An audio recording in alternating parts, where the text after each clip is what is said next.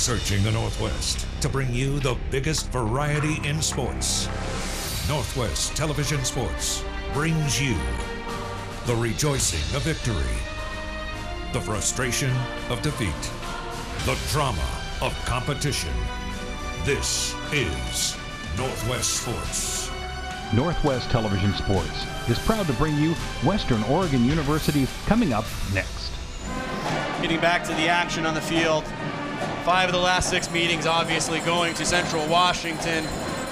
3-game winning streak, though, was snapped last week at Azusa Pacific, so Western Oregon's looking to get back and do something, great for this home crowd that has come out to support them, a capacity crowd tonight. This afternoon, Western Oregon going to be in their all-black uniforms, the first time that we've had a chance to see these. All-white uniforms with the crimson helmets for Central Washington and the Wildcats. Really, what I kind of expect today is a sense of urgency. And in the games that we've called earlier this season, Zach, we've kind of talked about how Western Oregon kind of wakes up coming into the game. I have a feeling with everything going on today, I expect a performance maybe like we haven't seen, where we're going to see that really fast-paced offense that Arn Ferguson and the coaching staff like to run here. Yeah, I think you're probably correct. You mentioned the 3-game winning streak of Western snapped last week. The Wildcats are actually coming in off 5 of 6 of their last games coming off victories. So I agree, Western needs to get off with a good start here. Tend to, start the games kind of slow, turn it on in the second half, and so Western Oregon will be receiving the kickoff here. Matt Burke will do the place-kicking duties for the Wildcats in an interesting formation. Anton Wafer, and it looks like Patrick Tapia back deep for Western Oregon awaiting the kick, and we are underway from MacArthur Field. And it's Wafer with the ball around the 10-yard line, looking for some blockers. Gets outside the 20 and past the 25 and taken down by the Wildcats. Time for the first possession for the for Western Oregon. And we're going to see Ryan Bergman come out in his typical shotgun position and probably have 3 or 4 wide receivers. Yeah, we mentioned it the last time these two teams met earlier this season. Central Washington came away with a 20-7 victory.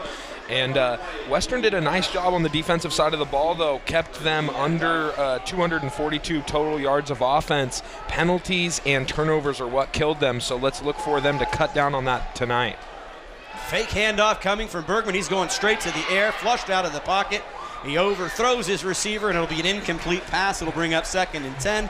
14:47 on the clock here in the first quarter from Monmouth, Oregon on KWVT, Channel 17 in Northwest Television Sports. If you're just joining us, senior day here at Western Oregon. Yeah, Bergman was looking for his receiver there, Gonsalves, to the sideline, and just overshot him, like you said. It'll be a 2nd consecutive pass for Bergman. He rolls to his right, goes back, and throws the ball. It's a complete pass, not much yardage. As we see who comes out of the bottom of the pile, we'll give you an answer to who got the first reception of the game. Bergman now 1 of 1. Gonsalves will get the first reception of the game as he targeted him on 1st down, but it'll bring up 3rd down and long, a problem area for the Wolves this season, especially here at home. Yeah, absolutely. We have the statistics here. Western's coming into tonight's matchup just 36% on 3rd down. Going to have trips wide receivers out to the left. Senior Michael Reeve will be in the slot. 6'7" receiver. You can't miss him. Bergman might look to target him. And Bergman may have to run here. Gets the ball down the field. He does target Reeve. Reeve ends up missing it, and it will be a 3 and out. Western Oregon will be forced to punt on its first possession of the game. Yeah, good call there, Matt. It seems like he's targeted Reeves on several key possessions where they need to pick up that big 1st down all season. On that throw, unfortunately, Reeves wasn't able to bring it in, just a little bit behind him. Alexander Brandt will do the punting. Back deep, looks like Colin Walsh for the Wildcats. Central Washington had some nice penetration there. Good bounce there, and look at this. Going to down it inside the 20-yard line as it's A.J. Hull who will go ahead and down it. Back deep, actually, was Isaiah Davis, 5'10", 176-pound sophomore for the Wildcats, as they'll take over for their first possession here in the first quarter. Jake Nelson will be doing the quarterbacking a freshman, quarterback rating overall of 128.4, 9 touchdowns on the season and only 3 turnovers, but a pretty amazing statistic to see a freshman in the backfield running this offense. It'll be twin wide receivers out left and right for the Wildcats, opening up on the 18-yard line, first down and 10. It'll be a pass on first down and thrown underneath, and it is complete for a first down, and tackling not quite there. Finally taken down as he picks up 21 yards on the first play, and targeted on that play and catching it was Jesse Zalk, top receiver for the Wildcats. Roger Garrett with the tackle, number 26 for the Wolves, but not before they picked up a big first down, taking the ball all the way out to the 38-yard line. Zalk's 41st reception leads the team by a wide margin. Look for him to be a main target for Jake Nelson. First down and 10.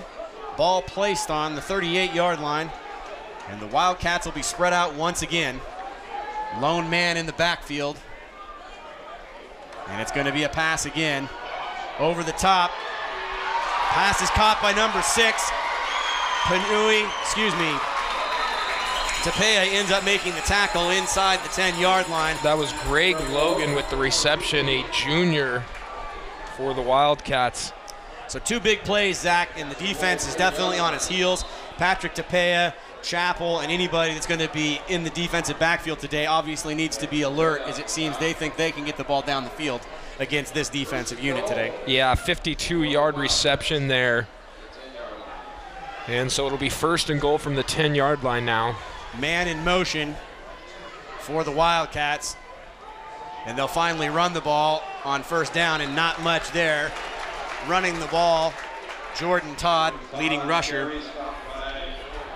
Jordan Todd now with around 1,000 yards on the season, averages around 4.5 a carry, but he doesn't pick up anything there. It'll be second down and 10 for the Wildcats as they're driving deep into Wolves territory on their first possession of the game. Yeah, nice gang tackling there by the Wolves, creating some penetration, not letting the running back get anything going. DJ Richardson split all the way out left, 2 wide receivers out to the right. Zalk will be on the bottom right hand of your screen. And Todd does get the handoff.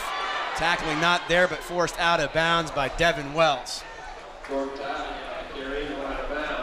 So about a 5-yard pickup there by Todd. That's going to bring up a third down here. Third down and goal from the 5-yard line. Devin Wells, one of those 16 seniors who will be playing his final game today here at MacArthur Field. A.J. Hull comes in for an extra defensive back. Would be a moral victory, Zach, if they could force him to kick a field goal here. It'll be third down and goal to goal for the Wildcats.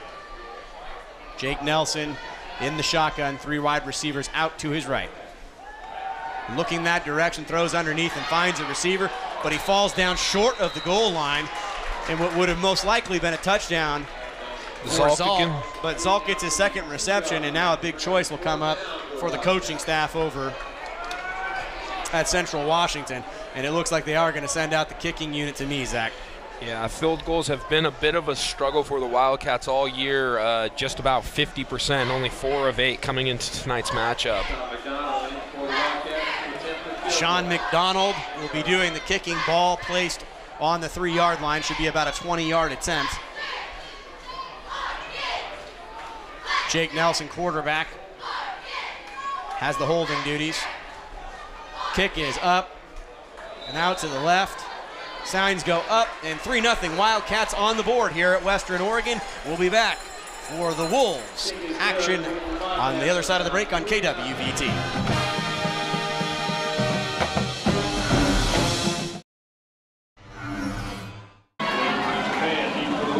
Burke will kick it away for the Wildcats, and back deep is Wafer and Tapea. Wafer will get it for a second consecutive time, running to the middle of the field, looking for a blocker, and coming up to make a big hit. 32, it looks like. DeAndre Johnson, defensive back, came in and absolutely cleaned the clock of Wafer, who pops back up. It'll be Ryan Bergman and the Wolves offense headed back out, trailing 3-0. Yeah, nice job shooting in there. It looked like a good setup of a wall there by the Wolves, but unfortunately just didn't pick up that streaker and got in there. Devontae Hoffman to the right side of Ryan Bergman. Bergman going to go straight to the air. Pressure on him. Throws it deep. Has a man open. Catching it. Tyrell Williams looking the ball in. It looks like no. Who is it? Looks like, can't quite tell if it's 18. So that is Tyrell Williams. You were correct. Tyrell Williams with the big play, moving the ball right into Wildcat territory. First down and 10. Now Leighton Panui back with Hoffman. Two backs with Bergman. And Panui will get the inside handoff and picks up nice yardage there on first down. Great surge coming from the offensive line here on senior day at MacArthur Field. If you're just joining us, 3-0 Wildcats on top of the Wolves. But now Western Oregon on the move and trying to answer right back, Zach. Yeah, big reception there by Williams.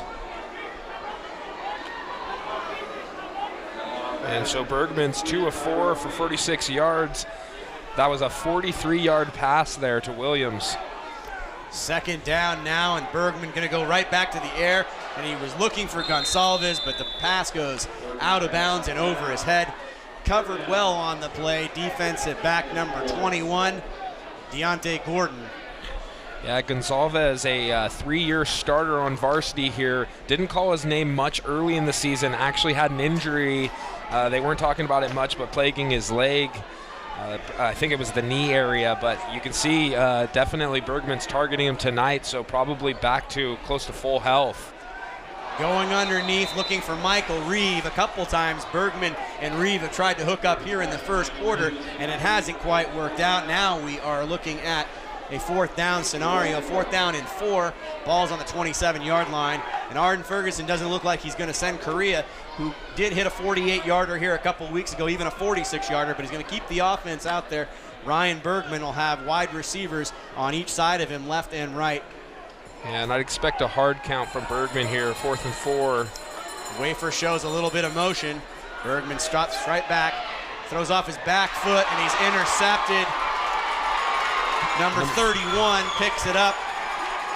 Raj Nielsen, linebacker, 231-pound senior from Mesa, Arizona, gets the interception as Bergman was in the shotgun, throwing off of his back foot, and the interception gives the ball right back to the Wildcats, and they'll take over at the 38-yard line, leading 3-0. Zach, not a real sharp play, not real fundamental there from Ryan Bergman.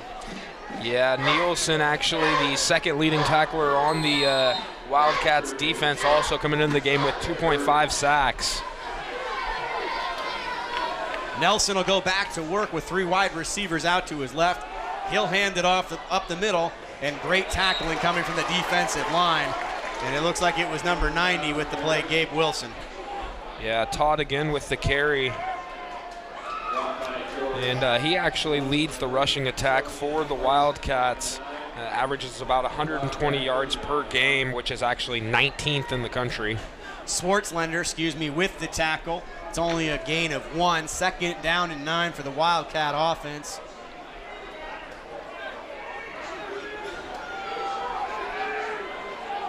Wolves showing like they want to blitz. A little bit of a screen pass out to Zalk. Zalk gets to the corner, but he's pushed out of bounds and well defended by Western Oregon and the defensive backs there. It'll bring up 3rd and long here for Central Washington. Yeah, it looked like Zalk had some room along the sidelines. Nice job of the Wolves getting over there, pushing him out of bounds. And so this will bring up another big 3rd down here. 3rd down and 3, make it a long 3 as the ball will be placed on approximately the 45-yard line. Zalk behind Nelson in the backfield. Pass underneath. Can't quite say if that ball actually hit the ground first. There was a penalty flag thrown at the end of the play. Zalk does make the connection, and the pass is complete for an apparent first down until we hear what the penalty is. First penalty of the game for either side coming up here on this call.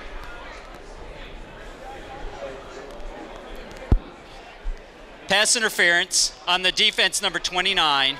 That penalty is declined. The result of the play is a first down. Dominic Aquina guilty of pass interference according to the referees. It was for no matter. It's still first down. Ball on the 50-yard line, and midfield action coming up now for Central Washington. Right now, Western Oregon not quite getting off to that start that we wanted to see, Zach, but they have an opportunity here with a couple of quick stops, maybe to get the field position back. On the left end, Akins, number 8. And it's a quick pass, and it looks like the receiver caught it with his knee down, and it'll be for a minimal gain. Yeah, where he has it marked, it actually, I don't think they're even going to give him a yard there. DJ Richardson with the reception. Obviously, the pass percentage quite high already here for Jake Nelson this afternoon, but not much yardage on that play, if any. Second down and 10 as Central Washington will go back to work. Yeah, Nelson 4 for 4 so far with a 52-yard pass on that first drive. Onto the opposite side of the field, Zalk gets another reception, and they actually look like they're almost setting it up like that's how they want to run the ball today. Not that they don't feel as confident that they will run the ball, but between the tackles so far they have not shown much, so they're passing the ball out to Zalk and letting him get yards after catch. Yeah, that little short drop throws immediately to Zalk, and like you said, using it as their run game. Zalk coming into tonight's matchup, catching over 40 passes for the Wildcats offense, so definitely the leading receiver for the team. Jake Nelson, no surprise, over 60% completion percentage, 5 of 5 early on here in the first quarter. He's going to run the ball, pitches it out. Nothing going on there. Everybody staying at home for the defense, and good tackling there. And it ends up, it looks like coming up to make the tackle is Austin Spencer, who had a fumble recovery here a few weeks ago against Simon Frazier, doing some nice work from his defensive back position. It'll bring up fourth down, excuse me. Somebody got to watch the game. 6:27 on the clock, and it looks like Central Washington will be forced to punt the ball away.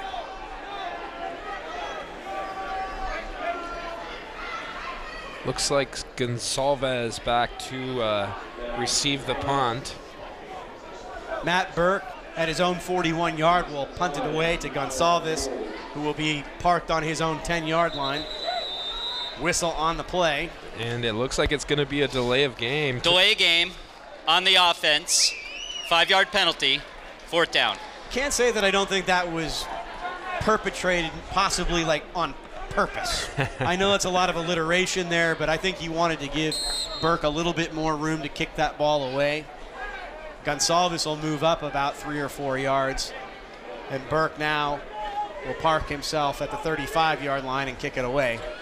Nice job by Western Oregon to tighten up on their defensive side of the ball here. That first drive, the Wildcats were able to just march down the field. Good snap. Burke gets it away, and he gets a high kick up. And Gonsalves was thinking about the fair catch and decides not to, and he is knocked out of bounds quite easily by Ridge Nielsen. Ridge Nielsen, a couple of early tackles on special teams here today for the Wildcats. Western Oregon will come back out onto the field, and it has been a rough start for the quarterback, Ryan Bergman. 2 of 7, obviously the big play to Tyrell Williams, but this is an offense that when it's at its best will have Hoffman and Harris running the ball, which will set up all of the big play receivers on the outside. Dustin Hurd, Gonsalves, Tyrell Williams all in the game, and our first look at Joe Harris in the backfield on the left side of Ryan Bergman. Yeah, so far only seeing 1 rush on the game, but here is another one. Harris gets his first rush, and a penalty flag goes down, and it looks like it's in the area where you will most likely call a holding. Player down there for Western for a moment, but it seems to be okay.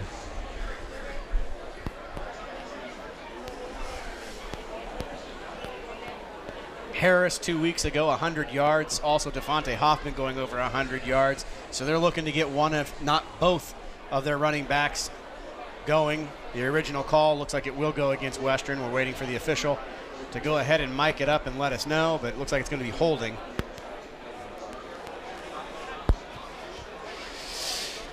Illegal block below the waist on the offense, number 5. Half the distance to the goal. Repeat first down. Well, we've got to call Gonsalves' name a few times, and we thought it for good things. Unfortunately, an illegal block will move Western Oregon now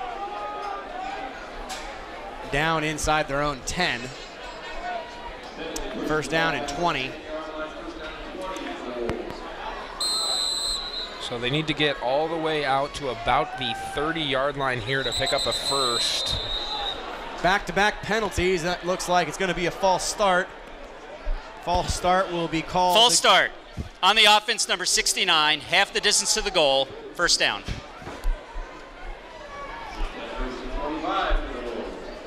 Couple of big penalties now will make it 1st and 25.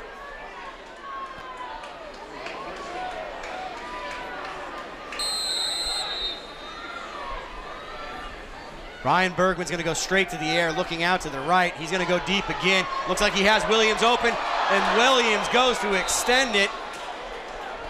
Everything he's got diving for the ball, and just outside of his reach. Might have been slightly interfered with, but not quite sure, but it'll bring up 2nd down and 25, as it was looking for a home run pass, and to get on the board again, Williams will come off the field after giving his best effort that he could to catch that ball. Wafer will replace him out on the far right side. Bergman goes right back to work, gives it to Harris. A little zone read option there, running the ball, and they don't get much here, and now it's getting into dangerous territory. It will become a field position game, Zach. Absolutely. You're deep in their own territory here. Tried to mix it up with the run there with Harris, but only was able to pick up 2 yards on that run, so it's going to be 3rd down and 23. Like we said earlier, need to get out to the 30-yard line to pick up the first here. Time of possession obviously been in favor of the Wildcats. It's 3rd down and 23. We're under 5 minutes to go in the first quarter, and Bergman struggling through the air, is forced to pass on 3rd down, has a man open, and it's Williams right around the 33-yard line, and that's good enough for first down yardage. It's Michael Reeve on senior day, getting a wonderful catch and a big first down. A real momentum killer for the Wildcat defense, but it could really save the day for Western Oregon as they're looking to hitch their pony or their wagon to anything to get this ball moving down the field. Yeah, you mentioned the struggles of quarterback Bergman here so far, and part of that is the pressure the Wildcats are getting in the backfield here. So need to give their quarterback a bit more time. Another penalty flag coming down here. Some sloppy and undisciplined football by Western Oregon, but it's going to be a penalty on Western Oregon again. Harris holding on the offense, number 75, 10-yard penalty, first down. And we mentioned it during the start of the game. What plagued Western the last time these two teams met were penalties and turnovers. And so far we've seen 1 turnover by Bergman on that throw on their first drive, and now we've seen another penalty.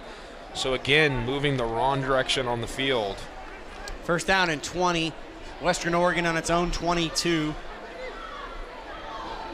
Bergman set to go back to the air. Has a man open. It's Hurd. Hurd has it. He's at the 40. If he can keep on his feet, it'll be a touchdown. No penalty flags, and the Wolves are on the board.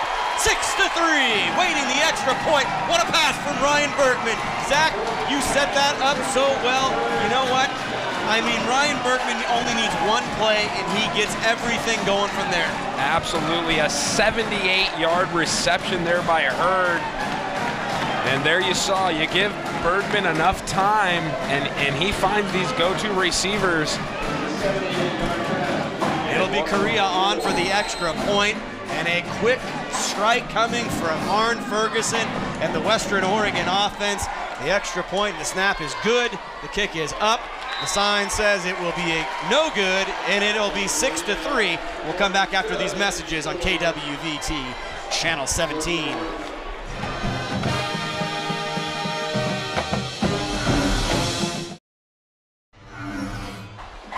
Live at MacArthur Field, Matt Palumbo alongside Zach Louis-Tag. Don't blink, don't sneeze, don't get up. Western Oregon, a 70-plus yard touchdown, 23rd connection it is for Ryan Bergman as he finds Dustin Hurd for the touchdown. Wildcats now with the ball, and great special teams play coming from Patrick Tapia, knocking him down. Salk with the ball at the 15. He's firing up the crowd, and now the defense will come back out there and see if they can keep this thing going for Western Oregon on senior day. And along with John Apgar making a special appearance before the game, it seems now maybe the emotional side is worn off, and we're back to the grassroots of playing good old-fashioned football. Yeah, both sides of the ball, and now on special teams. Nice job of Western. We mentioned needing to get a good start early. That first drive, like you mentioned, maybe a little bit of other things going on, senior day. But they've really turned it on thus far, and let's see if they can keep it going here. Free safety Patrick Tapia, probably the emotional leader on this defense, has done a lot of great things on special teams all year. And now with great pressure coming and eluding the tackle as he goes to slide, there is a penalty flag coming up. Kanengata ended up hitting Jake Nelson on the play. Penalty flag down on the play. And a referee actually got taken out as well. So sandwich? A bit shaken up there. And according to the producers and the director, yes, it was a sandwich. And this is, they call ref time sometimes. This is literally ref time. Ref times. I think you're saying rough times. I like that. Yeah. Rough times. Well, obviously a little bit of air kind of has changed here. I mean, there was kind of tense there for a few minutes. Holding on the offense, number 69. Half the distance to the goal. First down. Andrew Ulrich gets called for the penalty on the Wildcats. Now they're going to be operating at a deficit as they'll move it back. It'll be 2nd down and 20 for this offense.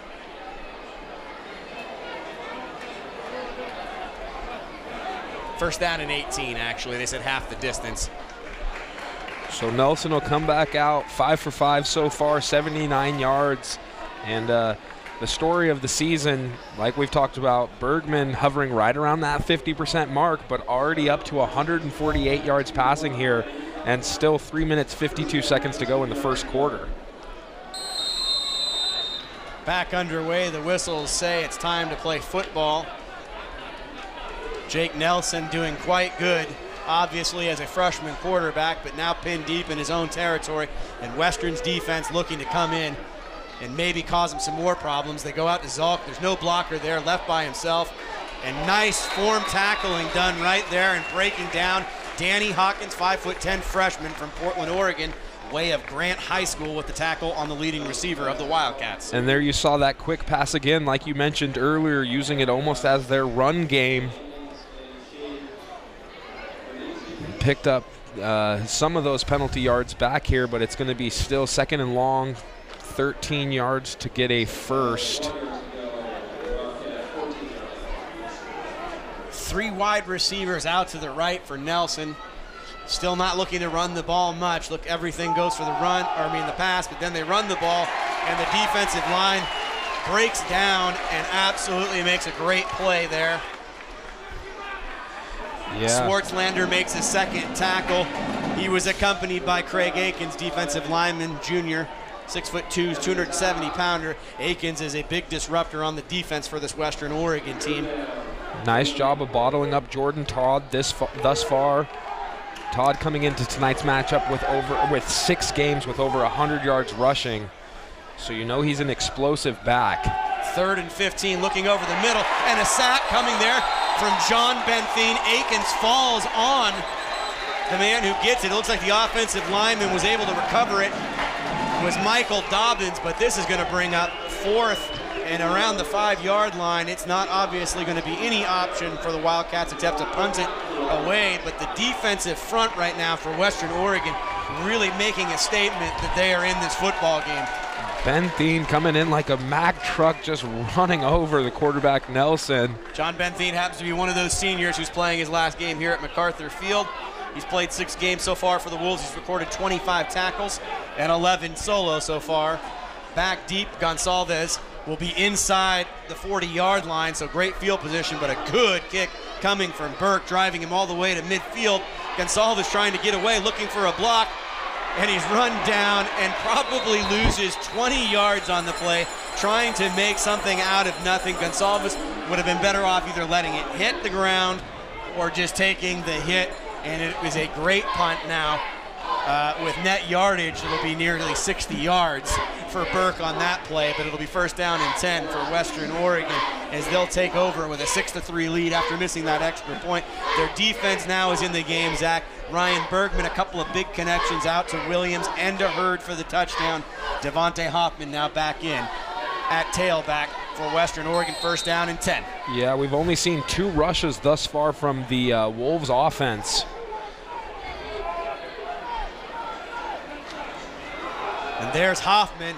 He's looking to the corner. He's got a blocker. He cuts it up the middle. He'll take it out to midfield, and a 20-yard plus pickup for Devontae Hoffman as he looks down at the would-be defender trying to take him down. Great tackling by Savoy, great blocking by Savoy on the play that let it out for Hoffman. Hoffman doing a great job filling in for Joe Harris this season at times. Yeah, nice job of Hoffman using his blocks there and picked up a nice gain. Number 21, Gordon, with the tackle for the Wildcats. Bergman now calling out the defense. Savoy in motion across the formation, and a bad snap as Bergman wasn't looking for it. He falls on it, and the ball is picked up. And Zach, it's almost like a bad dream. We talked about turnovers and penalties, and in this first quarter, we've had a combination of both that is almost at a toxic level for this Western team if they want to go on and be victorious today. Absolutely, a very unfortunate play. Bergman, if he had been able to, it's totally understandable, wasn't able to get his head turned around, but had nobody actually anywhere close to him, if he had just picked up the ball, may have been able to make something happen or at least kept possession. Tried to fall on the ball squirted out. And the Wildcats will take over possession now on the 24-yard line of Western. Deep into Western territory. They'll take over on the 24-yard line. 49 seconds remaining here in the first quarter in what's been a fairly eventful first quarter with a lot of big plays and obviously a couple turnovers costing Western Oregon. As Nelson will go to the air, but he's having trouble finding anybody. And coming across, he returns the favor. Looks like Dominic Aquina coming over with the interception. What a response from this defense today. They have come to play football. Very, very well done. Breaks the play down. He reads the quarterback's eyes, keeps himself between him and the receiver. Western Oregon will take the ball back at the 20-yard line. Great play from Dominic Aquina. Yeah, his 3rd interception of the season thus far, now leads the team. And seems like we've called Aquina's name a lot the last few games, doing a nice job at his defensive back position, really anchoring the defense in that defensive backfield. 2 weeks ago, Dominic Aquina, a pick 6 that was covered quite well here by KWVT and Northwest Television Sports. Going right back to work. Hoffman and Bergman will be in the backfield. And it's a fake handoff. And Bergman's looking to go over the middle again to Hurd. He already got him once. And a second reception almost, but broken up at the last possible moment by Stan Langlow, defensive back, 205-pound senior. Nice play from the defensive back. Hurd looking it in, the defensive back watching his eyes until the last minute, and I'm telling you, Ryan Bergman feels like there isn't anything he can't do over the middle or to the outside of these defensive backs today.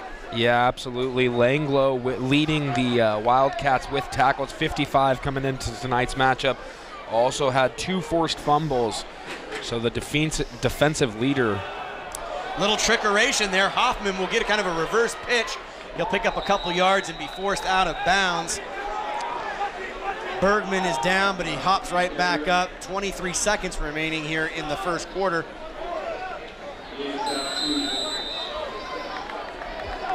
Third down and around 7.5 yards as the clock rolls. Might be the last play of the first quarter with Western Oregon on top 6-3. Williams and Gonsalves are back in, but the clock will tick away, Zach, and it looks like they'll be content taking it to the second quarter and switching sides. But Western Oregon, a great response to a couple of adverse situations today, and you couldn't be happier. Yeah, an exciting matchup thus far. That's the end of the first quarter. We'll be back for the second quarter in Western Oregon football here on KWVT, Channel 17.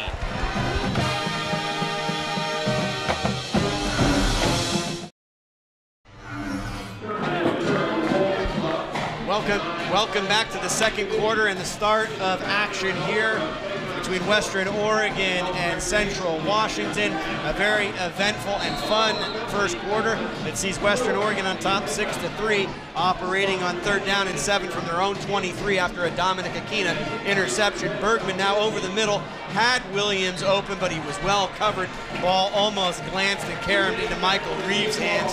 But Western Oregon doesn't look like they're going to be able to capitalize on that defensive takeaway, and they'll have to kick the ball away to Central Washington. Yeah, maybe a moral victory after that fumble deep in their own territory, getting the ball back immediately on that interception by Aquina. And so they will give the ball back here at the start of the second quarter.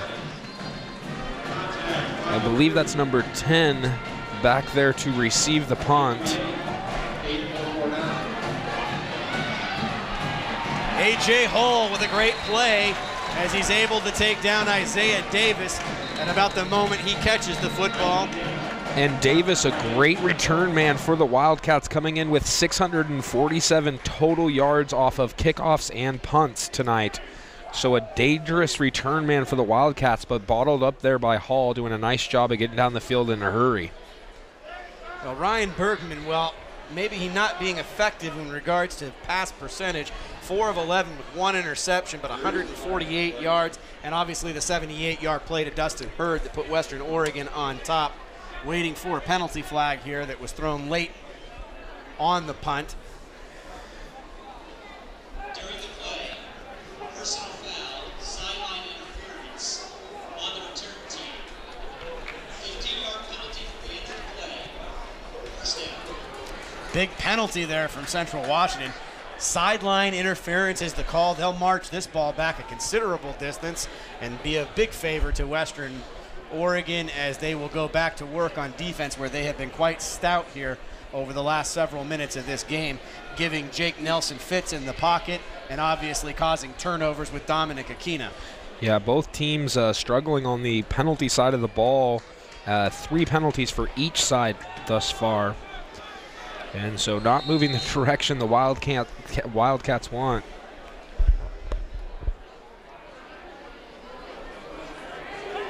Nelson has Jordan Todd behind him. He'll pitch it away to Todd. Todd looking for an opening, and he picks up a few big yards there. He'll be tackled and met by Shane Kinsey, linebacker, 200-pound sophomore from Salem, Oregon, who played at West Salem High School, getting his first tackle of the game. Yeah, and Schwartzlander in there as well. Positive yardage picked up there. It'll be 2nd down and 5 as the ball's placed just outside the 25-yard line. Greg Logan at the bottom of your screen, wide receiver, covered by Chappell.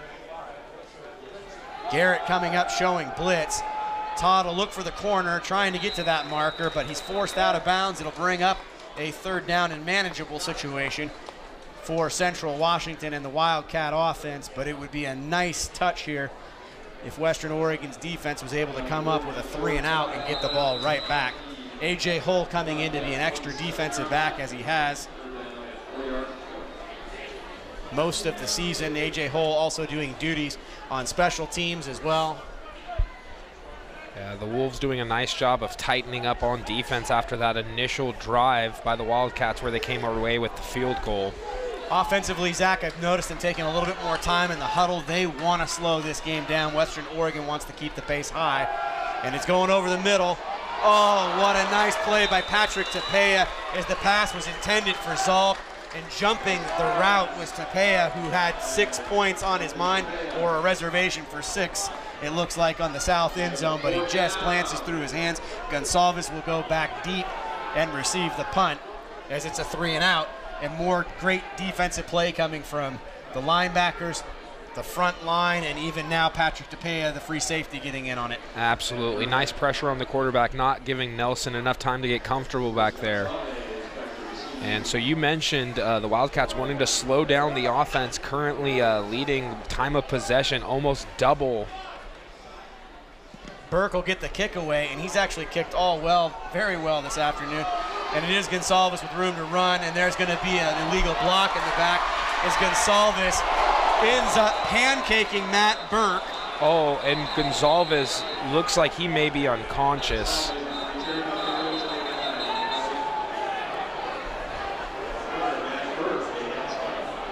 Gonsalves goes to lower his shoulder at the very last moment as Burke came in, the place kicker and the punter, to stop him. There's a penalty flag. It will be an illegal block in the back from Western Oregon, but all eyes now are going to be on Gonsalves, who may have knocked himself cold on the play. Yeah, he is moving now. Good signs to see him moving. Lucas Gonsalves, 5'9", senior, one of those 16 players playing that final game. Hopefully he'll be able to shake it off. They'll put him through a battery of tests to make sure that he's not concussed, give him some time. Looks like he's moving all right, or trying to move all right, but they don't want him to. Training staff now has a job to do, Zach. They've got to look out after his safety. That's the most important thing. Yeah, it still looks a bit wobbly. So unfortunately, a great return gets negated by the penalty, and so it's going to push Western all the way back to about the 22-yard line. Tough break again. Penalties and turnovers were the story of game 1 in September, and they're quickly becoming the story of game 2 here in November. Wafer across the formation, and he'll get the pass immediately from Bergman, trying to get some yards after catch, but he'll be tossed down quite easily by the defense of Central Washington. Loss of yards on the play. Yeah, it looked like number 9 for the Wildcats leading the way. And so it's going to be 2nd down and 10 now. Wasn't able to pick up anything on that first down rush.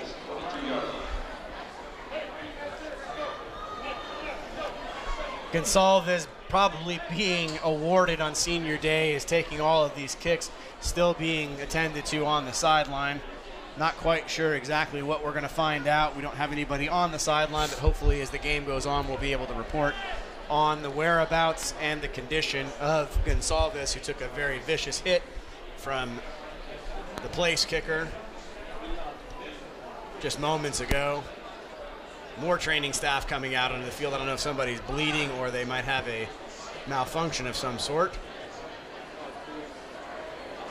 But there's been a stop in action with no apparent reason.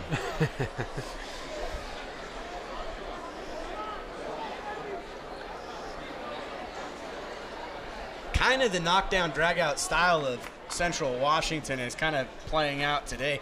In that game in September, it was only 20-7, and there wasn't a lot of yards gained in that game. And if we're looking at those first quarter stats, it's got to be very encouraging if you're Western Oregon to put 200 total yards up in that first quarter, because you had basically that in an entire game in September. Ryan Bergman will go back to work, 2nd down and 10 on his own 22-yard line. He'll hand it off to Hoffman, and Hoffman's got a little bit of room following his blockers out for 8 or 9 yards. It'll be 3rd and very manageable for Western. And this offense now trying to gain some momentum as things have kind of stalled out with a few injuries and a few penalties. Yeah, you mentioned how many yards Western has already put up here in this first half. The Wildcats defense actually comes in ranked 9th in Division II football, holding offenses normally under 290 yards total for the game. Hoffman finds the edge, looking for the marker. He will get it as he leans ahead. He'll have enough yardage for the first down, but a penalty flag thrown late on the play. And Devontae Hoffman comes off holding his right arm in a very strange fashion.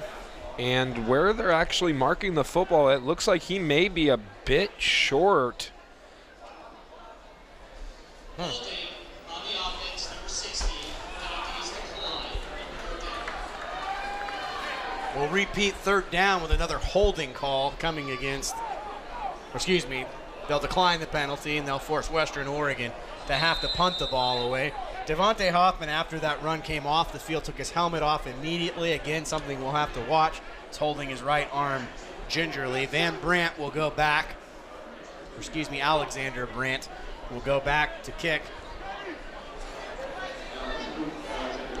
And after those 2 initial scores, it's really been a game of field position. Good snap as Brandt wants to get away from the kick. Gives his team time to go ahead and cover up, and there'll be no return. Central Washington will come back onto the field trailing by a field goal 6-3.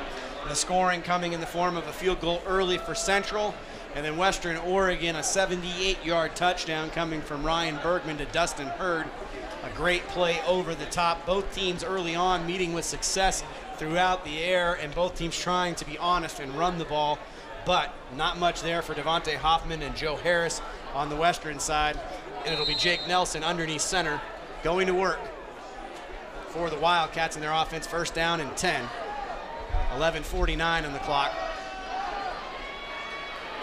Jordan Todd taken down immediately by Shane Kinsey, who anticipates the play from the get-go, and there is a loss of yardage on the play. Yeah, great job of the Wolves penetrating, getting in the backfield there, and really nothing going on the ground for the Wildcats thus far. That was the 11th rush for only 11 yards. It's nice when your defense averages 1 yard per carry. Can Western Oregon keep it up? It'll be second down. Make it second down and 14. Trips wide receivers out to the left for Nelson. Nelson probably will be looking for Zalk, but he ends up giving it to Todd on a little screen. He slips, picks up about 8 yards on the play. It'll be about third down and 5, maybe third down and 6 for this Wildcat offense. Yeah, the field looks a bit slick down there. We've seen a few players slip thus far. Looked like he may have been able to pick up the first down there, but unfortunately lost his footing, and so like you said, it'll bring up third down and 3 yards to go here. 11-yard pick up there for the Wildcat offense. Nelson will be in the shotgun. Twin wide receivers out to his left. A.J. Hull creeping up to the line of scrimmage. Maybe looking for a corner blitz. But it's a pass out into the flat where Dominic Aquina will go ahead and he will hit Greg Logan, who makes the reception. But it's good enough yardage for Central to move on and get a first down, and a new set of downs coming up. Logan will head off the field after the first down reception.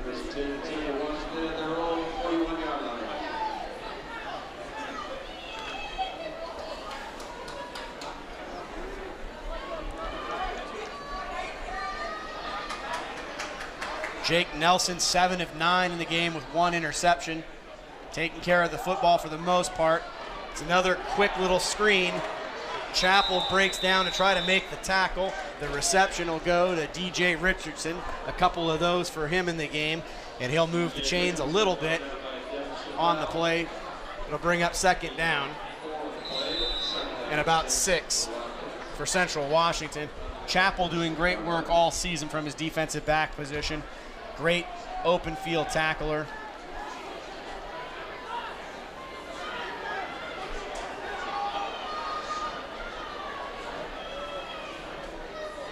Handoff goes to Mr. Todd, but Mr. Todd only gets about a yard and a half. It'll be third down for Central. Yeah, we haven't heard yet, but I just noticed down on the sidelines Gonsalves unbuckling his pads, putting his helmet down, and he is slipping off the shoulder pads. So I believe that's probably the last we're going to see of him tonight.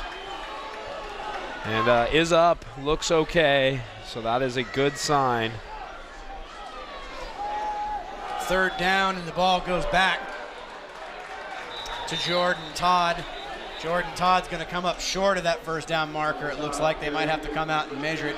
Devontae Hoffman now also taking a look at it, but they're going to say he has enough yardage for it, and they'll give the Wildcats a first down.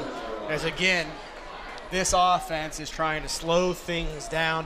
They've been running the ball, these little screen plays, and anything that will keep the ball within the hash marks to keep the clock moving, and it seems to be working quite effectively on this drive.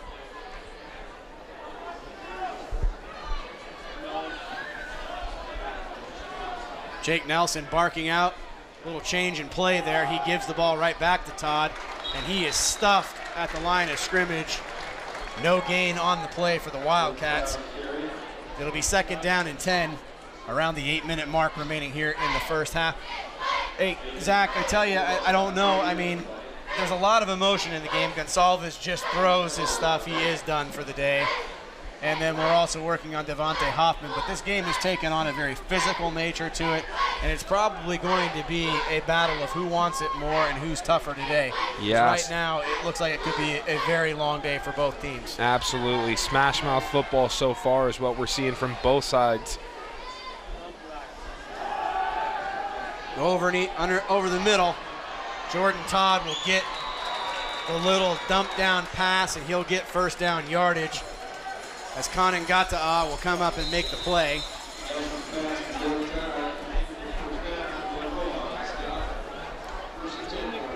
But Central now on the move here, still trailing by 3 points and trying to put some points on the board. But really where they're dominating this game is at time of possession and in the trenches right now. The offensive line is doing some really nice work as they struggled early on in the second quarter here against the defensive line of Western Oregon. Nelson gives it right back to the backfield. Ball on the ground. Kinsey falls on it. They might say he's down. I'm not sure here, but Kinsey falls on that ball immediately. And it looks like they're going to say the ground caused the fumble there. Gustav Benthien, defensive lineman, heading back into the game. Lesser known fact on senior day about our friend Gustav, he's actually the 9th Gustav in his family. That means there's 8 more in the family. Tough call there for Western Oregon. 2nd down and 7. Wildcat offense goes back to work. It's a pitch. And Kinsey goes out, and he makes the tackle, but he gets run over. And just the level of commitment coming from everybody on the field, and most specifically the people with the football, I'm surprised at how hard they're running today. Run over a couple of people today. Kinsey takes a big hit. He gets up a little bit slowly, but doing all right, it looks like. Yeah, they're nothing. If they're not consistent here, we've had 12 passes and 15 rushes there for the Wildcats. Still only picking up 24 rushing yards thus far, though. Jordan Todd now back in the backfield, 4 wide receivers in the set, and Nelson is going to pass, but it's broken down, and he's going to be tackled. Looks like it's going to be 2 people sharing in on that sack, and somebody loses their helmet coming off the field. And it's Benthien again. Looks like leading the way. Benthien leaving it all in the field here on his last day here in front of the fans at MacArthur Field, and having a great first half. It'll bring up 4th down. Interesting decision here to be made. Is it 4-down territory where they're out on the 34-yard line? Absolutely. Deep in Western's field position here. Looks like they're probably out of field goal range, though, and not sure how much they'd pick up by punting the ball, so it looks like they are going to go for it. And the Wildcats. Pass is tipped as Zalk is double covered, and probably quite fortunately they did not see Patrick Tepe's hand on the backside there of Zalk, but it'll be a turnover on downs, and Western Oregon gets away with it again, and they're going to come back out on offense now.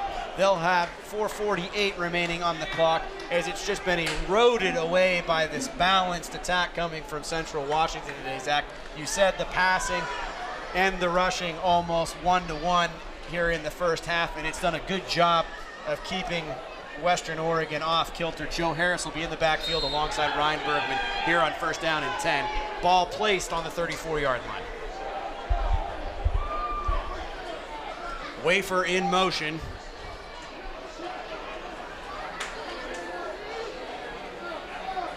And Bergman's going to pass on 1st down, looking deep down the field again. Has a man open and just outside the reach of Wafer. And Bergman today, if anything, has almost had just a little bit too much arm strength and a little bit too much for his own good, as he's overthrown receivers now on 3 separate occasions where it would have been pay dirt had he connected with his receiver. Yeah, Wayford had a step on his man as well, and Bergman, with nice time provided by the line there, just wasn't able to take a little bit off the throw. They're going to go right back to the air again, this time to the right side. And he's got pressure on him. He stays on his feet, and he gets the ball away to Joe Harris. And Joe Harris, even though slipping, gets very close to that 1st down marker.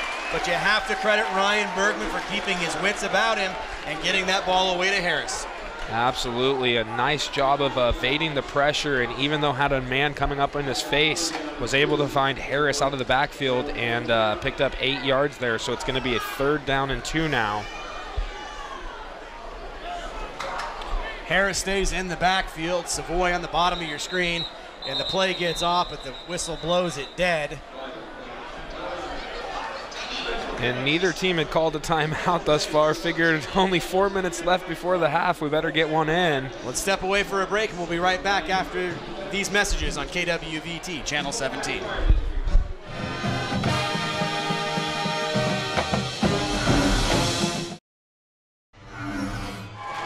Dustin Hurd able to pick up the first down there as we stepped away, and now we're back. It'll be 1st down and 10. Right at midfield for Western Oregon, leading 6-3 if you're just joining us on Senior Day here at MacArthur Field. Also, you'll notice the orange socks here on John Apgar Day. Bergman gives the ball back to Harris off the left side, his favorite side, now looking for a block, gets to the outside and picks up 1st down yardage.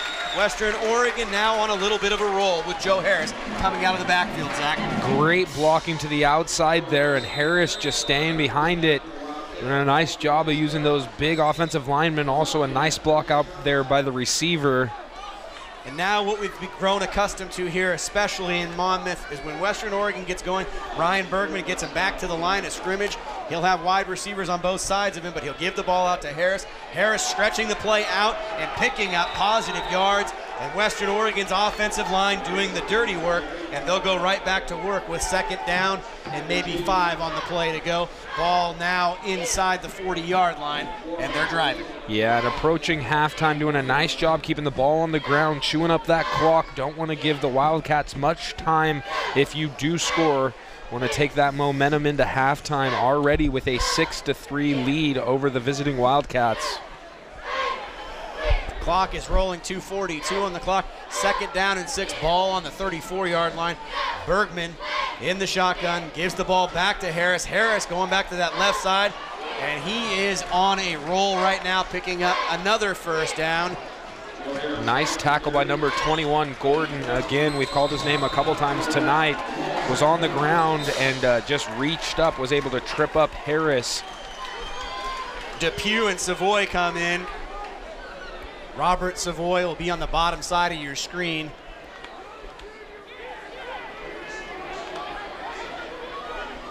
Bergman having a big first half in regards to yards picked up, and he's going to go right to the air, and he looks for Reeve, who has got a man draped all over him and covered quite well by Stan Langlow, number 44.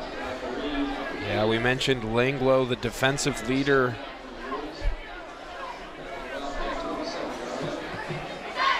Third down and 6, Bergman looking for the play. Dustin Hurd will come in. Dustin Hurd with the only touchdown on the afternoon for either team. It was a 78-yard strike coming from Ryan Bergman, who has tried to pick on this defense of Central Washington all afternoon, going deep several times and connecting with Hurd in the first quarter for the 78-yard touchdown. It'll be Harris in motion, empty backfield now for Bergman. Bergman gonna have to pass, and pressure comes right up the middle, and he keeps himself down, and they're gonna mark him down, and there'll probably be a choice here made by Ferguson probably to go for it because there's no use in punting here. Clock will continue to roll, 1:45 on the clock. And that was Nielsen with the sack.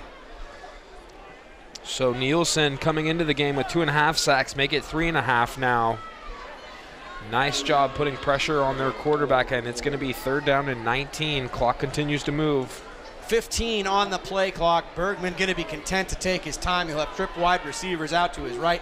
Wafer, Depew, and Reeve, and he's looking in that direction, but he finds Harris underneath the middle. Harris is now going to use the sideline, and he falls short, it looks like, on 3rd and 19.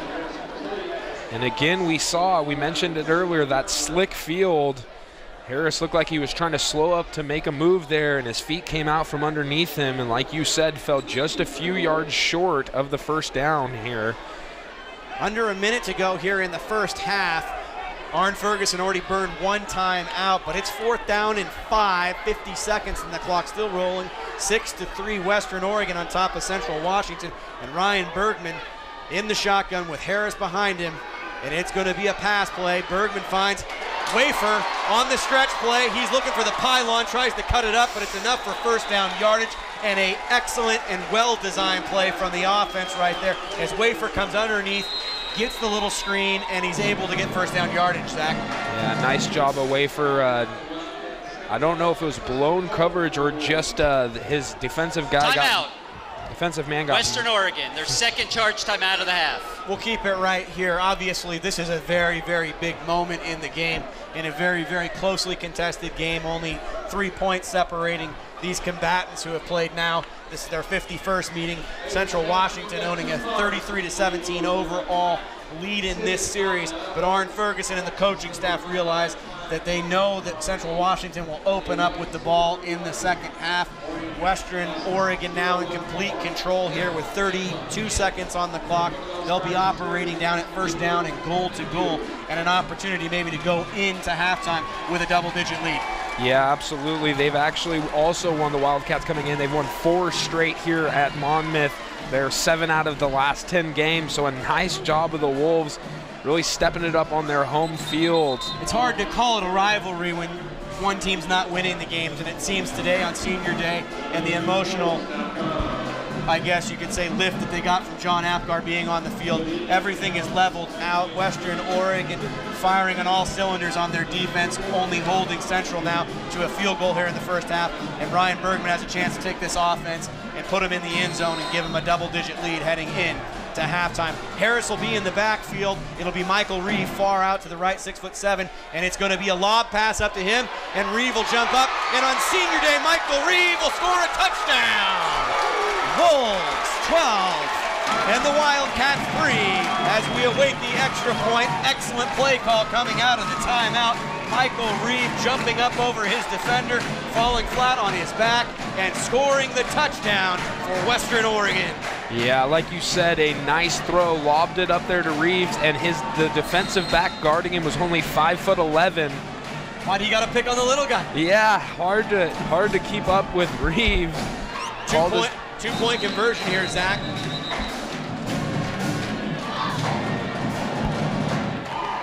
Timeout. Western Oregon, that's their third and final charge timeout of the half. Kind of an ebb and flow that I'm not quite used to seeing in a football game today, and a lot of it has to do with kind of just the nature of the way the games have played. Extremely physical on both sides of the football, and then what do we get here? We get a finesse play. We get that, hey, I'm going to pick on your guy who's 5'11". I'm going to take my 6'7" guy, throw it up there. Michael Reeve, a great touchdown there, giving Western Oregon the 12-3 lead as we await the extra point. Yeah, looked like the basketball layup there. Nice job of Reeves coming down with the football. And so Western Oregon's going to look to get that 2-point conversion there, make it a 14-3 lead going into halftime. And a great job of the Wolves on that last drive, chewed up almost 5 minutes. Not really, it's contrary to their nature as we're going to get ready for the extra point. Ryan Bergman, again, always that line that we call the Mendoza line in baseball. If you go under 200, you're under the Mendoza line. Nobody likes it from an offensive standpoint if your quarterback's only completing 50% of his passes. But if he's got over 200 yards in the first half, I think you'll put up with it. Absolutely. 2 big touchdowns, too. Obviously, Hurd getting the 78-yarder, and now Reeve with the touchdown on the fade pattern, as Brandt will be in for the extra point now instead of the 2-point conversion, as it looks like bad snap.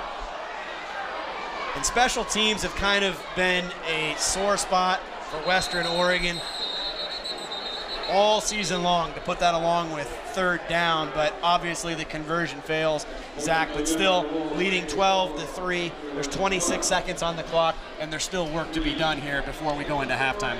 Yeah, we saw a huge pass to start the game there by Nelson, and so can't forget he does have a great arm. Can get the ball down the field in a hurry, so the Wolves cannot loosen up. They've done a great job after that first drive of the game, doing a nice job on the defensive side of the ball. Jake Nelson, having that 3-to-1 ratio from touchdowns to interception, obviously threw one today that Dominic Aquina was able to get his hands on, and that was a great response by Western Oregon, but it seems that they've done a good job disrupting that rhythm with his favorite target in Jesse Zalk. Zalk has got some catches today, but they've been able to nullify those yards after catch, and as we get ready for this kickoff, they've got 26 seconds to keep Central off the board going into halftime. Absolutely. Also able to nullify Todd on the ground coming into the game, averaging almost 120 rushing yards, and nowhere close to that average thus far. Well, Western Oregon, after losing up in Ellensburg earlier in the season, now at home on Senior Day, leading 12-3. Little squib kick, picked up and covered up by Central Washington. They'll take over on their own 30-yard line. Looks like number 63 was able to field it. Fakema. I'm not trying to use a bad word. Fakema is his last name. And so the Wildcats will start with the ball on their own 31-yard line, just short of the 31, and they'll have 25 seconds to work with here. Between Aikens and Benthien today, we've seen some great play. Kanangata now on the end doing great work, and it looks like they are going to be content going into halftime, only trailing by 9. As Central will take a knee, Western Oregon has no timeout, so that will be the final play of the first half. And what a good senior day it has been, at least for 30 minutes, and there'll be 30 minutes more on the other side of our break here on Northwest Television Sports and KWVT, Channel 17.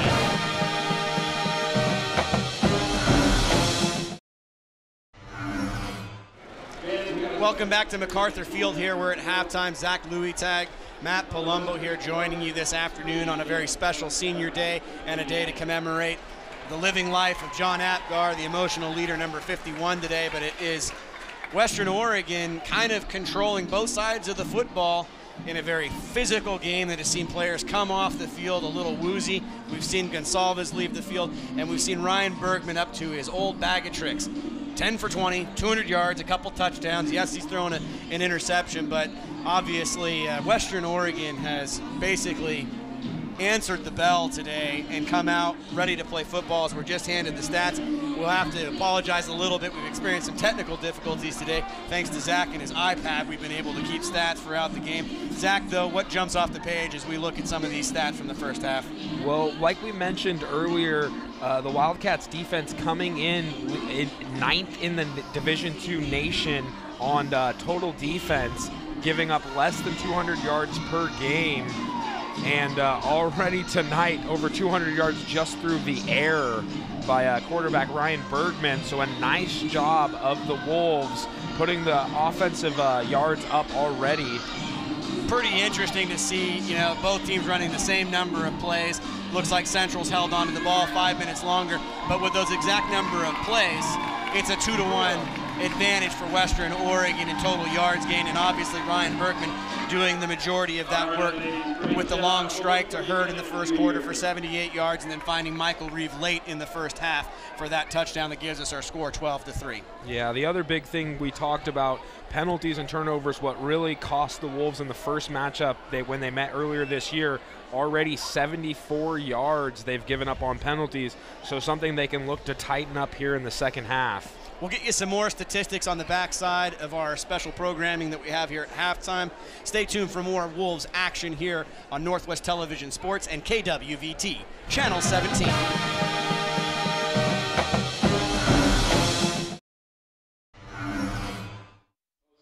Happy to have you back here at MacArthur Field. Matt Palumbo alongside Zach Louis-Tag heading to the end of halftime here in a great Northwest Athletic Conference matchup today between the Wildcats and Wolves that has really turned out to be a very good football game. Western Oregon on top 12-3 over their counterparts from the north. Only having 3 points on the board on a very emotional day that has seen some hard hitting. Right now, we don't know if we'll see Lucas Gonsalves come back. We've seen Devontae Hoffman come off the field for Western Oregon. And obviously, right now, is Western Oregon getting set to kick off. A lot on their mind. It's senior day. John Apgar coming here at the beginning of the game to give some emotional energy to this stadium. The lights are now on, and there's 30 minutes of football left in 16 players' career here at Western Oregon on this field. And just as you mentioned, Hoffman, wondering if we would come back, I noticed him down on the sidelines in street clothes. So Hoffman with an early day, Gonzalez with an early day. So some smash mouth football we're seeing here at MacArthur Field, and no surprise here on senior day. And as we were talking about at halftime, this is an important matchup. If Western can hold on to the lead here and take the victory, both these teams will be tied for number 2 in the conference. The opening kickoff goes to the Wildcats here in the second half. Coming up to make the play, looked like it was Jesse Correa, the kicker. And that's the second time we've seen a kicker today come in and absolutely kind of blow the play up. That's what knocked Gonsalves out, is when Burke was able to layer the boom on Lucas Gonsalves. Also wanted to make mention, Zach, today, you said today's the first opportunity that we've had to have our game in HD. Absolutely. Great matchup brought to you in high definition. Also don't want to forget the award-winning Fishing the West, Garden Times, and Living Culture that can all be found on KWVT Channel 17. Wildcats set to open up the second half on their own 22-yard line. Man in motion, and it's going to be a pitch off to Todd. Todd has no room to run, and he'll be tackled behind the line of scrimmage, and a great start for this Wolfpack defense to start the second half. Yeah, nice job of the defense, again getting in the backfield, not letting Todd get anything going. Todd now has 12 rushes in the game, not even averaging 2 yards at all. Ball now placed on the 30-yard line, and it's going to be second down and 12 here for the Wildcats as they'll operate under the deficit here. Second down, wide receivers will be out of both sides. For Nelson, underneath center, he's not going to hand it off. He'll roll to his right, looking for a man. He's looking for Zalk, and Zalk will end up dropping the ball as he's covered well by A.J. Hull on the play. Yeah, it looked like Zalk was going to come down with the football, just wasn't able to bring it in, bobbling, and eventually popped out. So it's going to be third down and long now. Austin Spencer checking in for an extra defensive back. Shane Kinsey will come off the field for the substitution. Trips wide receivers out to the right. It'll be a barren backfield for Jake Nelson as he has 5 wide receivers. It's a ghost set for this Wildcat offense now. Third down and long. Pressure coming up the middle. Pass is caught. And he's going to be short. Adam Schechter gets the pass and it's completed, but it'll bring up a fourth down in about 2.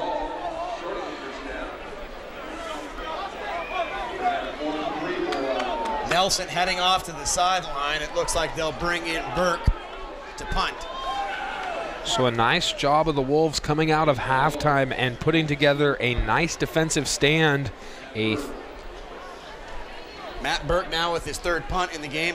His first 2 accounting for about 41.5-yard average. His long was 44, and he was able to pin the Wolves once inside the 20-yard line, as it's not Gonsalves back, but it'll be A.J. Hull right around his own 20-yard line. A great angle kick coming from Burke, and it looks like it's going to be out of bounds and marked inside the 20-yard line. So a bit of a break for Central Washington as Ryan Bergman and the Wolves offense will come out for its first possession here in the second half and looking to build upon a 12-3 lead. They've had opportunities in the special teams game again, but as well as third down, it seems to be the area where this team struggles the most is in special teams and on those third down conversions. And obviously Ryan Bergman will look to go over the top as he has multiple times in the first half. Yeah, why go away from it? It's been working so well.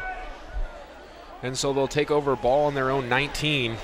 Panui was in the backfield, and the ball is loose, and it looks like Central is going to recover it as Ryan Bergman never saw the man coming from the backside. Running off, we didn't quite get a chance to see the number who was able to cause the fumble, but this is the second time Western now giving up the ball deep in its own territory, and Central now has a chance to get right back into this football game.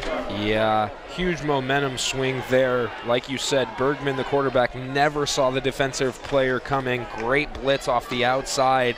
No offensive lineman picked him up and had a clear shot at the quarterback. So that's where the Wildcats will take over. Central Washington with the ball on Western's 12-yard line.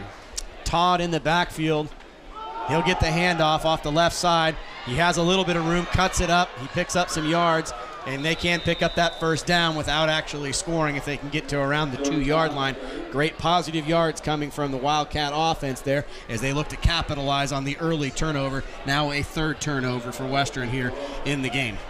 Yeah, that was Todd's biggest run of the game thus far. 10 yards there picked up on that first down run, and so it's going to be 2nd down and 2, so 8 yards, excuse me.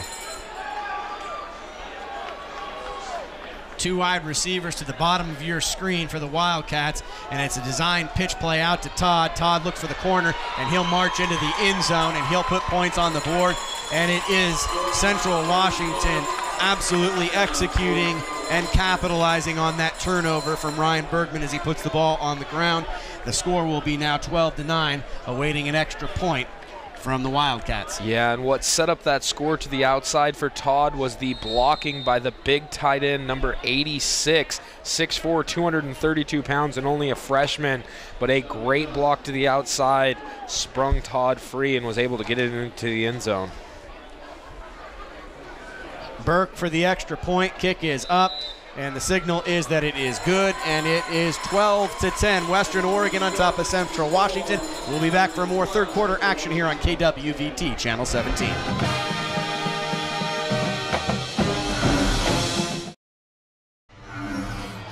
We're back, and it looks like Western Oregon will pick up the ball as Patrick Tapia got close to the 20-yard line, but emotionally right now reeling after the quick turnover from Ryan Bergman. It's a 12-10 score right now as Bergman was blindsided on Western's first possession, puts the ball on the ground for a 2nd time today. Also an interception in the game. So Ryan Bergman responsible for a lot of the points, but also responsible for some of the problems now that they're facing, but still up by 2 at 12-10 early on in the 3rd quarter. Zach, your thoughts? Yeah, Adam Schechter with that tackle there on the kickoff. Yeah, Western needs to come out. And there you see a short run, waddled up in the backfield. Tackle led by number 51 for the Wildcats. Tovar Sanchez makes the tackle for the Wildcat defense as they seem to have put it into a different gear coming out from halftime. They look like they're ready to play a different style of football and keeping up with the physical play that we saw in the first half. Yeah, Western did a nice job on the first drive of Central Washington when they came out of halftime, made them punt, but unfortunately they Wolves gave the ball back on that fumble by Bergman. Bergman has plenty of room to run, looking for a blocker, but he'll stay right there. Throws right to the first down marker to Tyrell Williams, and a late penalty flag being thrown by the line judge.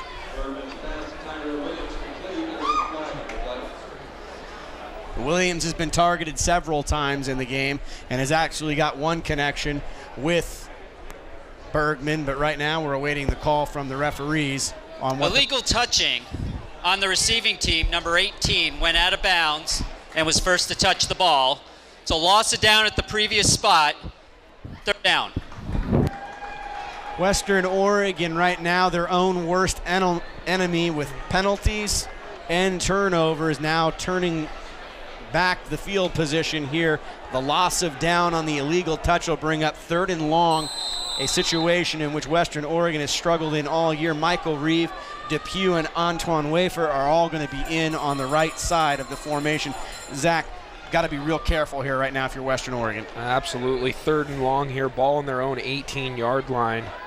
Bergman now looking to his right side. He'll find Harris underneath. Harris will stop and pop, try to run, and he'll get close to that first down marker as he's near the 30-yard line, and the spot will depend right here whether or not Western Oregon will get the first down, but a well-designed play there that allows Harris to pick up the first down yardage.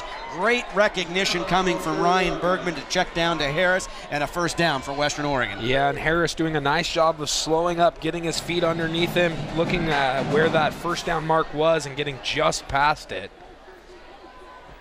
Harris will stay in the game, but it's a fake handoff to him, and Bergman's going to the air, and he's got a man open. It's Wafer, a great comeback pattern. He stays on his feet, and he'll be pushed out of bounds at about the 48-yard line, but not before he'll get another first down. And Wafer's been chomping at the bit all day. I've been watching him. He wants the football. He's a special player for this offense, and he'll be barking at Ryan Bergman, get me the ball again. Yeah, Wafer, one of those 16 seniors we mentioned, fired up his last home game here at MacArthur Field. Bergman hands it off to Harris, and the play well read, but oh no, we're all faked out on the play. Harris was the decoy. He gets up a little bit gimpy, but he's all right, it looks like. He'll come off the field. Leighton Panui will come in. Number 5, Cheney with the tackle for Central Washington. Depew coming off the field. Dustin Hurd, the lone touchdown here, or excuse me, the first touchdown scored by Western Oregon. The 78-yard strike that came from Bergman in the first quarter. Second down here for the Wolves offense, and Bergman go back to the air again, and he's hit while he throws, but it's underthrown. Yeah, and what? Not only was he hit, but number 98 was behind him when he threw the football and just got his fingertips on the ball. And there you saw the result. It'll bring up 3rd down and 5, ball on the 47-yard line. Western Oregon reeling just a little bit after the early turnover, which Central Washington was able to capitalize on. 3 wide receivers now out to the left for Bergman, and he'll be passing here. And he's looking down the sideline, has a man. Pass was going to go for Tyrell Williams, but overthrown, and it'll bring up 4th and 5 from the 47-yard line. And I don't think there'll be much doubt here that Western Oregon will have to definitely consider punting the ball, as Ryan Bergman wanted to stay on the field. But the unit will come out to punt. Alexander Brandt only had 1 punt there, or excuse me, 3 punts in the first half. 46.3 yards, a kick, 52 was his long, 1 pinned inside the 20. And the Wildcats will await the ball on their own 10-yard line. Yeah, we mentioned Davis back to return the kick. A dangerous return man, hasn't been able to get much going thus far, and you saw Western just punt away from him. Ball will be marked around the 19-yard line. Actually, they're going to even get it better than this. Their referee took the ball at the 15-yard line. I'm going to tell you from my vantage point, he's about 5 yards back of where he should be, but I'm not going to complain. We'll take it. And so that's where the Wildcats will take over their last drive, doing a nice job of marching down the field and getting their first touchdown of the game. Only 5 minutes basically have expired, 9:47 on the clock here in the third quarter. And Central Washington now establishing a little bit of dominance here in the third quarter, again with that time of possession, mixing up the pass with the run. And it will be Nelson that's going to go ahead and keep the ball himself, sliding towards the first down marker. And I don't think he'll quite have it, but it'll bring up 2nd down and short for the Wildcat offense. Akins with his, I believe, his first tackle of the day. So a defensive leader, we've talked about him all year, tracked down the quarterback, but not before he was able to pick up 9 yards on that first down carry. 2nd and 1 is always a play in football where you can see the offense maybe go for something in regards to a bigger play. We'll see what happens here as Todd is in the backfield, but they'll hand it off and see if they can pick it up. Penalty flag is down, and a big tackle made right there by number 26, Roger Garrett, defensive back sophomore from Seattle, Washington, making the play, but we'll see what the penalty is here in just a moment. Yeah, it looks like Garrett's in there at a free safety, so came all the way up to make a nice hit right there in the middle of the field. Holding on the offense, number 53, 10-yard penalty, 2nd down. More penalty yards now accumulating for Central Washington, as it was kind of their nemesis in the first half. Obviously, they're at 2nd and 1. You're looking for maybe just picking up the yard you'll need to move the chains, but now it'll bring up 2nd down and 11. It'll move the ball back to the 14-yard line, and Western Oregon catching a bit of a break. 5 wide receivers in this formation here for the Wildcat offense. It'll be Jake Nelson left to himself, calling out the play now to his offensive line. Yeah, 2nd time we've seen this play thus far tonight. Design quarterback draw is to get Nelson to go back out there. Nelson will get just past the 20-yard line. A late hit's going to come out here, and a penalty flag thrown after Nelson hits the ground. I'm not sure who came in for Western Oregon, but it looks like they are going to pick up a penalty and help out Central Washington there. I think it was a bang-bang play, but it looks like right now the referees are about ready to make their call. After the play, personal foul on the defense, number 92. 15-yard penalty, automatic, 1st down. John Benthien with the penalty is unfortunately when Nelson fell down. I don't know if it was his momentum or if it was just kind of the character of that particular play. Unfortunately, when you see the quarterback's helmet come off, it's almost a red flag, a yellow flag, and they end up picking up the first down way of the penalty. So now 6 penalties for 89 yards thus far tonight for Western. The two things we said they had to avoid, penalties and turnovers. They've also had 3 turnovers. There's Jordan Todd off the left side. He's got room, and it's Tapea who's going to force him out of bounds. He's smart not to wrap him up any further than that for fear of a penalty. And right now, Arn Ferguson and this coaching staff is pretty aware of that they've done things that have caused this game to be much closer than it needs to be. The defense now a little bit reluctant to come up and hit. They've been called for a couple of penalties that they're not quite sure about, and Jake Nelson now managing the game quite well for Central. Yeah, by far Todd's best run of the game, 24 yards on that rush, and we've been waiting to see that all night. We've mentioned it a few times, coming in with over 6 games thus far with over 100 yards. They're going to go with the spread again, and it looks like it's going to be a bad snap. I don't know exactly what happened there. They'll throw penalty. False start on the offense, number 69. 5-yard penalty, first down. Andrew Ulrich, the center, called for the penalty. Game is kind of stalled out with a few yellow flags, and a lot of substitutions now coming for Western Oregon's defenses. I don't know if they want to get the right personnel out there, if people are tired, but right now, again, spreading everybody out. Yeah, 5 wide receivers in the set again for Nelson. He fumbles the snap, but he gets it right back. He finds his man over the middle, A.J. Hull, breaking down and making the tackle on the play. It was first down and 15 when it started. It'll bring up 2nd and long for Central Washington. Yeah, great job by Hall timing that play perfectly. Got there right as the receiver made the reception, took him down immediately. 2nd down and 11. Clock is rolling near the 7-minute mark. Central Washington seeming like they've had the ball for an eternity in this half, and it's only halfway through. Design draw again for Nelson, and Nelson is taking some hits, and I think if he keeps up that particular route, they'll eventually force a fumble from the quarterback. But twice now on this drive, Jake Nelson calling his own number. Yeah, 6 rushes by the quarterback so far, and he's only picked up 4 yards. 3rd down and 9 here for the Wildcat offense, as they'll have 3 wide receivers out to the right and 2 to the right and 3 to the left. Tried to call them off sides. Now they're going to slow down. 14 on the play clock as they change it up.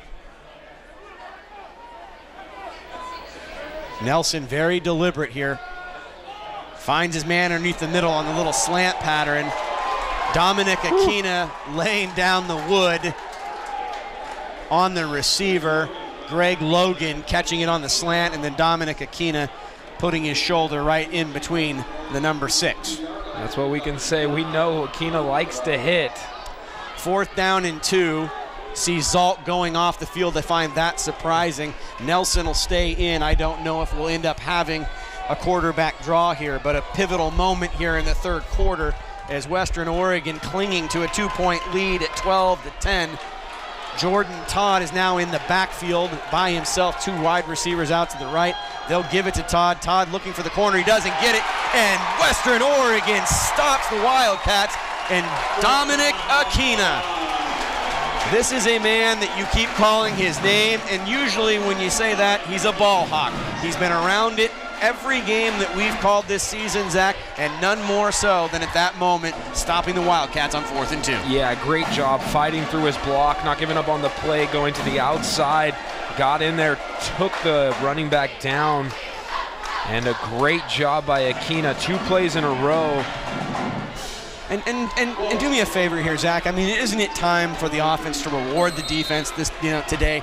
I mean, the defense has really bend but don't break attitude. Ryan Bergman goes to work from the shotgun, handing the ball to Harris. Harris gets a blocker, cuts up the middle, and if he would have slipped away there, he would have picked up big yardage, but a few yards picked up by Harris on 1st down here. Yeah, you're absolutely right, Matt. Besides that drive that they took up about 5 minutes of the clock right before halftime, the offense has really been a bang-bang type drives all game, big plays.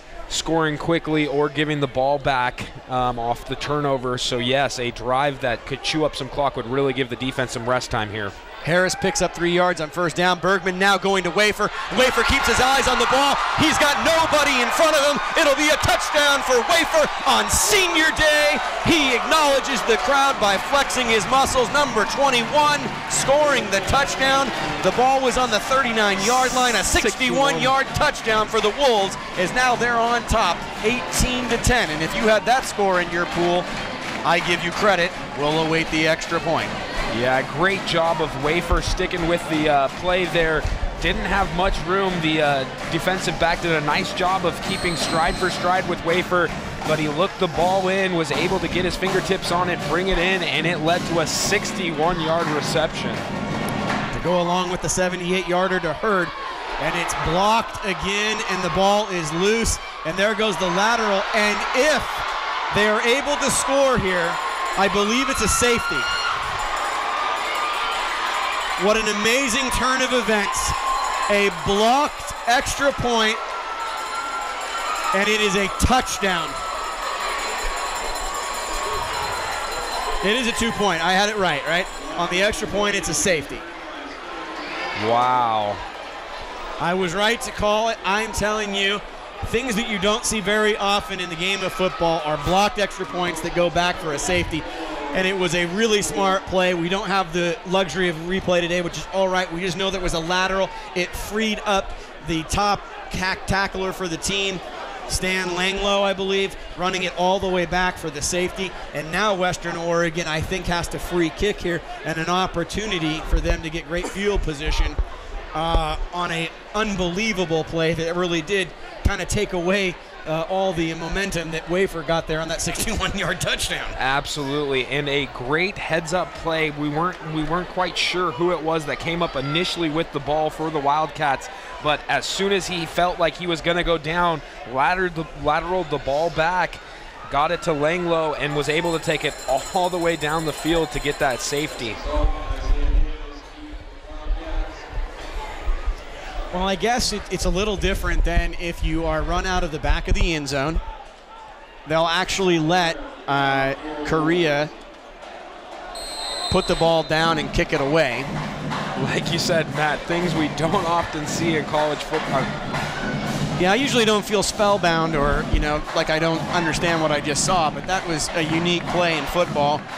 As Western Oregon kicks it away, now only leading by 6 points, and a touchdown will actually tie up this game. And it just seems between these two teams, that's how it goes. And right now, I would expect over the last 20 minutes of this game, Zach, that it is going to come down to fundamental football, taking care of it, not making penalties, and tackling the football every single play. Absolutely. A nice job by James Depew with the tackle there. But not before the Wildcats brought the ball back out to the 25-yard line. And we talked about the offense, giving the defense some time to rest, and we're not going to complain about a score, but again. That went out the window. Pass goes underneath. I believe Adam that was Schechter. Schechter gets another reception, about 6 yards on the play. And really, it's kind of the conventional side of Jake Nelson in this offense. It seems that they're not going to go for too much. Obviously, early on, they were able to get a couple of big strikes, but they seem to be content to just whittle and whittle and whittle away at this defense and hold on to the ball as long as they can. And they've gone now exclusively to Nelson in the backfield with 5 wide receivers in the set. And it's going to be that design run. Akins now can't get to him. A.J. Hull was going to come up and hit him. And then Patrick Tapia comes up. And I hope Tapia didn't hurt his shoulder there. He immediately came off the sidelines and went to a knee. So I'm hoping Tapia is okay.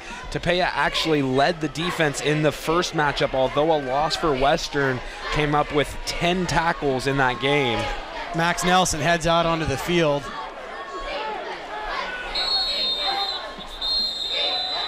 Whistle down on the field. I expect a timeout to be called. Timeout, Western Oregon. Their first charge timeout of the half. Timeout, Western Oregon. We'll be back with more action here on KWVT, Channel 17.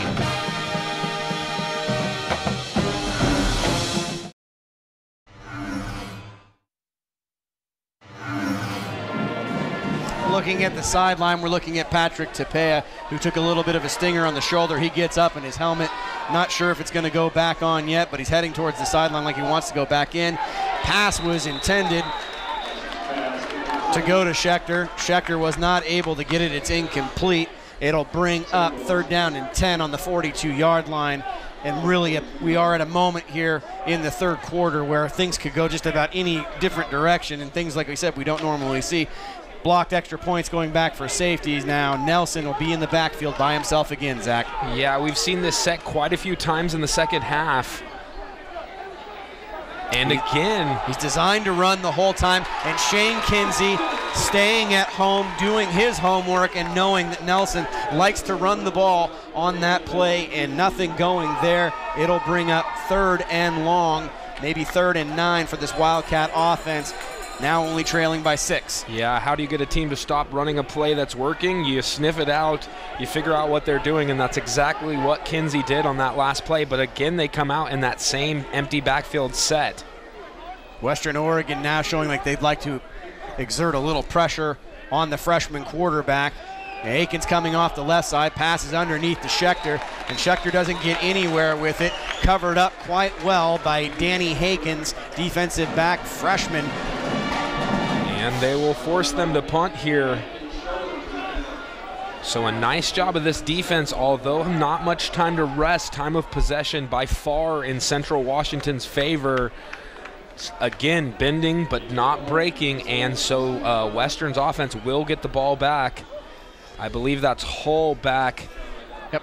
Matt Burke will punt away for the Wildcats. It'll be Hull on his own 15-yard line, looking for an opportunity to get something here in special teams. Good high-hanging kick. The punts have been very good all day. It drives it back, and that ball might be inside the 5-yard line.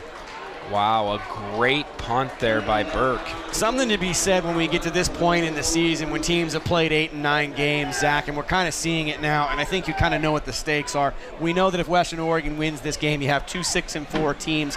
They'll have tied. They'll both be in second place in the conference, and that will make everything going into next week when Central Washington will have to play their final game of the regular season, and so will Western Oregon. And you can see the stakes have raised quite to a high level here in the 3rd quarter. Now deep in their own territory, Zach, going to have to be exceptionally careful with the ball here. Absolutely. And there you see Bergman coming out 3 receivers wide, but he will hand it off. Harris has room, and if he gets by him, it's going to be a 90-plus yard touchdown at the 50. They're trying to chase him. He'll keep, he stumbles. Oh my goodness. I mean, I know you get so excited when something like that's going to happen, but you could see his leg almost giving out, and I think he gave everything he might have in this game on that play as he's grasping his left leg. I mean, unbelievable. And the good sign is I do see one of his players stretching him out here, so let's just hope he cramped up on that long play. Well, you and I are both up here in the booth, and we've been commenting about that we've had cold feet all day. It's not a very warm day. About 46 degrees was about game time. I don't think it's gotten to 50 degrees, but the run from inside the 5-yard line to the other 5-yard line puts Western Oregon in a wonderful opportunity to go up 2 scores. And there you hear the appreciation. Harris giving everything he had, and the crowd knows it. And boy, do they appreciate it. A 90-yard rush there. Obviously taking them out of harm's way and putting them in a position to score. Harris has been nursing a knee issue, and when we were here 2 weeks ago in Simon Fraser, when him and Devontae Hoffman both went over 100 yards, we were actually shocked to see Harris in that game because we had heard reports he may not play and that there were rumors that his knee, unfortunately, was having problems, but now he is putting pressure on that foot. A good sign that we might see him later in the game. Coming in late in Panui, the crowd really giving their support here, and a great capacity crowd into this game. Harris out to the sideline. Bergman now operating from the 5-yard line. He's going to go right to the air, and he's hit right as he throws. Panui could not pick up the blitz there, and it'll be 2nd down and goal to goal for the Wolves offense. Gabe Bruno with the pressure there, a 6'3", 235-pound senior defensive lineman. Nobody's ever accused me of being tall nor a genius, but I see Michael Reeve back in the game, and earlier on, obviously, we saw that little opportunity for them to go to him. But a second charge timeout coming to Western Oregon. Western Oregon. Let's just keep it here because I think it's a pivotal moment probably in this game and maybe even in the season for Western Oregon. You're always playing for something. And today they're playing for something more, as we've talked about the orange socks that are on the University of Virginia, so kindly donating those socks to Western Oregon in regards to John Apgar, who played here at Western Oregon around 2004. An emotional day here on Senior Day, and Western Oregon has really played what I consider to be their most physical game that they've played all season, and maybe the game that they've paid attention to detail more than any other that I've seen. Absolutely. Both these teams coming in knowing what's at stake, like you mentioned earlier, a tie for second place if Western can come out of the game with a victory here. And so a big second down, they must score. Jumbo set now going to be in the backfield. I see Akins and Kanangata back with Bergman. Reeve and Wafer will be out to the left side. Looks like Tyrell Williams on the far side of the formation. So we're going to see something here that we haven't quite seen. Second down on the 5-yard line, and the ball goes off to Kanangata. And Kanangata looks like his knees are down, but I mean, that was a run with absolute one thought on his mind. I'm going to get to that end zone. Yeah, was hit about, I'd say, 5 yards outside of the end zone. Just runs over the defender. And I don't think there'll be much question about it, Zach. They're going to keep everybody in here. I don't know if they'll give it to Akins or Kanangata. Bergman will call his own number, but they will go for it on fourth down if they're not able to get it here on third. Yeah, some big boys in the backfield. And we talked about smash mouth football all night. Kanangata gets it again, and it looks like he might be held just short. Bergman now looking at the sideline, and they're going to bring in Correa, and the offense, and especially Wafer, has no business being as disgruntled as he is, but they'll come off the field, and they're going to go for the field goal. 2 weeks ago against Simon Fraser, it was Correa that was able to actually have a career day and hit a 46 and 48-yarder. This should just be child's play. And we do see one of the Western players a bit shaken up there. And remember, we have had on the last kick a blocked PAT. Snap is good, kick is up, and it is no good. Western Oregon missing the field goal and still leading 18-12. We'll be back after these messages on KWVT Channel 17.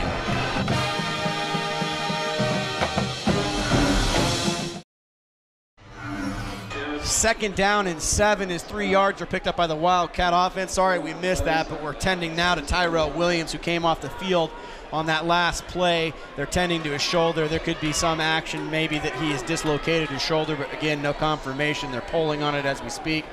Nelson now rolling out on his own. He's looking for the receivers down the field, but he's going to run. And Kanangata, big tackle from number 48. He's been in a lot of plays today, even on the offensive side of the ball. Sophomore from Bellevue, Washington, William Kanangata with a tackle for loss. And Nelson, the quarterback, got up and was a little bit fired up. That's a fight I don't think he wants to have. I totally agree with you. And so also yet another injury we talked about earlier, Harris down on the sidelines, and continues it's the end of the third quarter. Continues to work on that knee. The third quarter ends, and it'll be Western Oregon 18-12 over Central Washington. We'll be back for the start of the fourth quarter on KWVT Channel 17.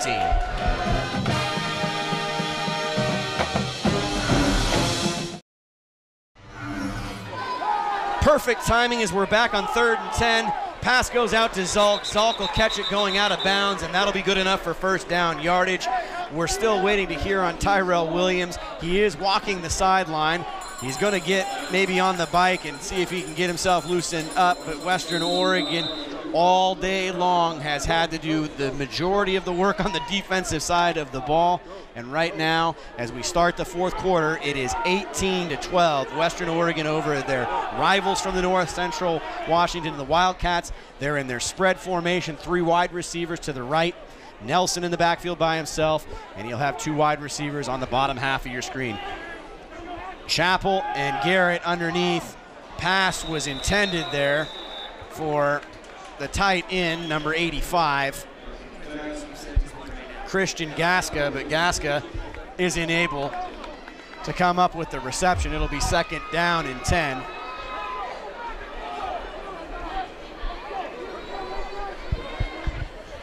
And so we were able to just get a stat sheet from the third quarter.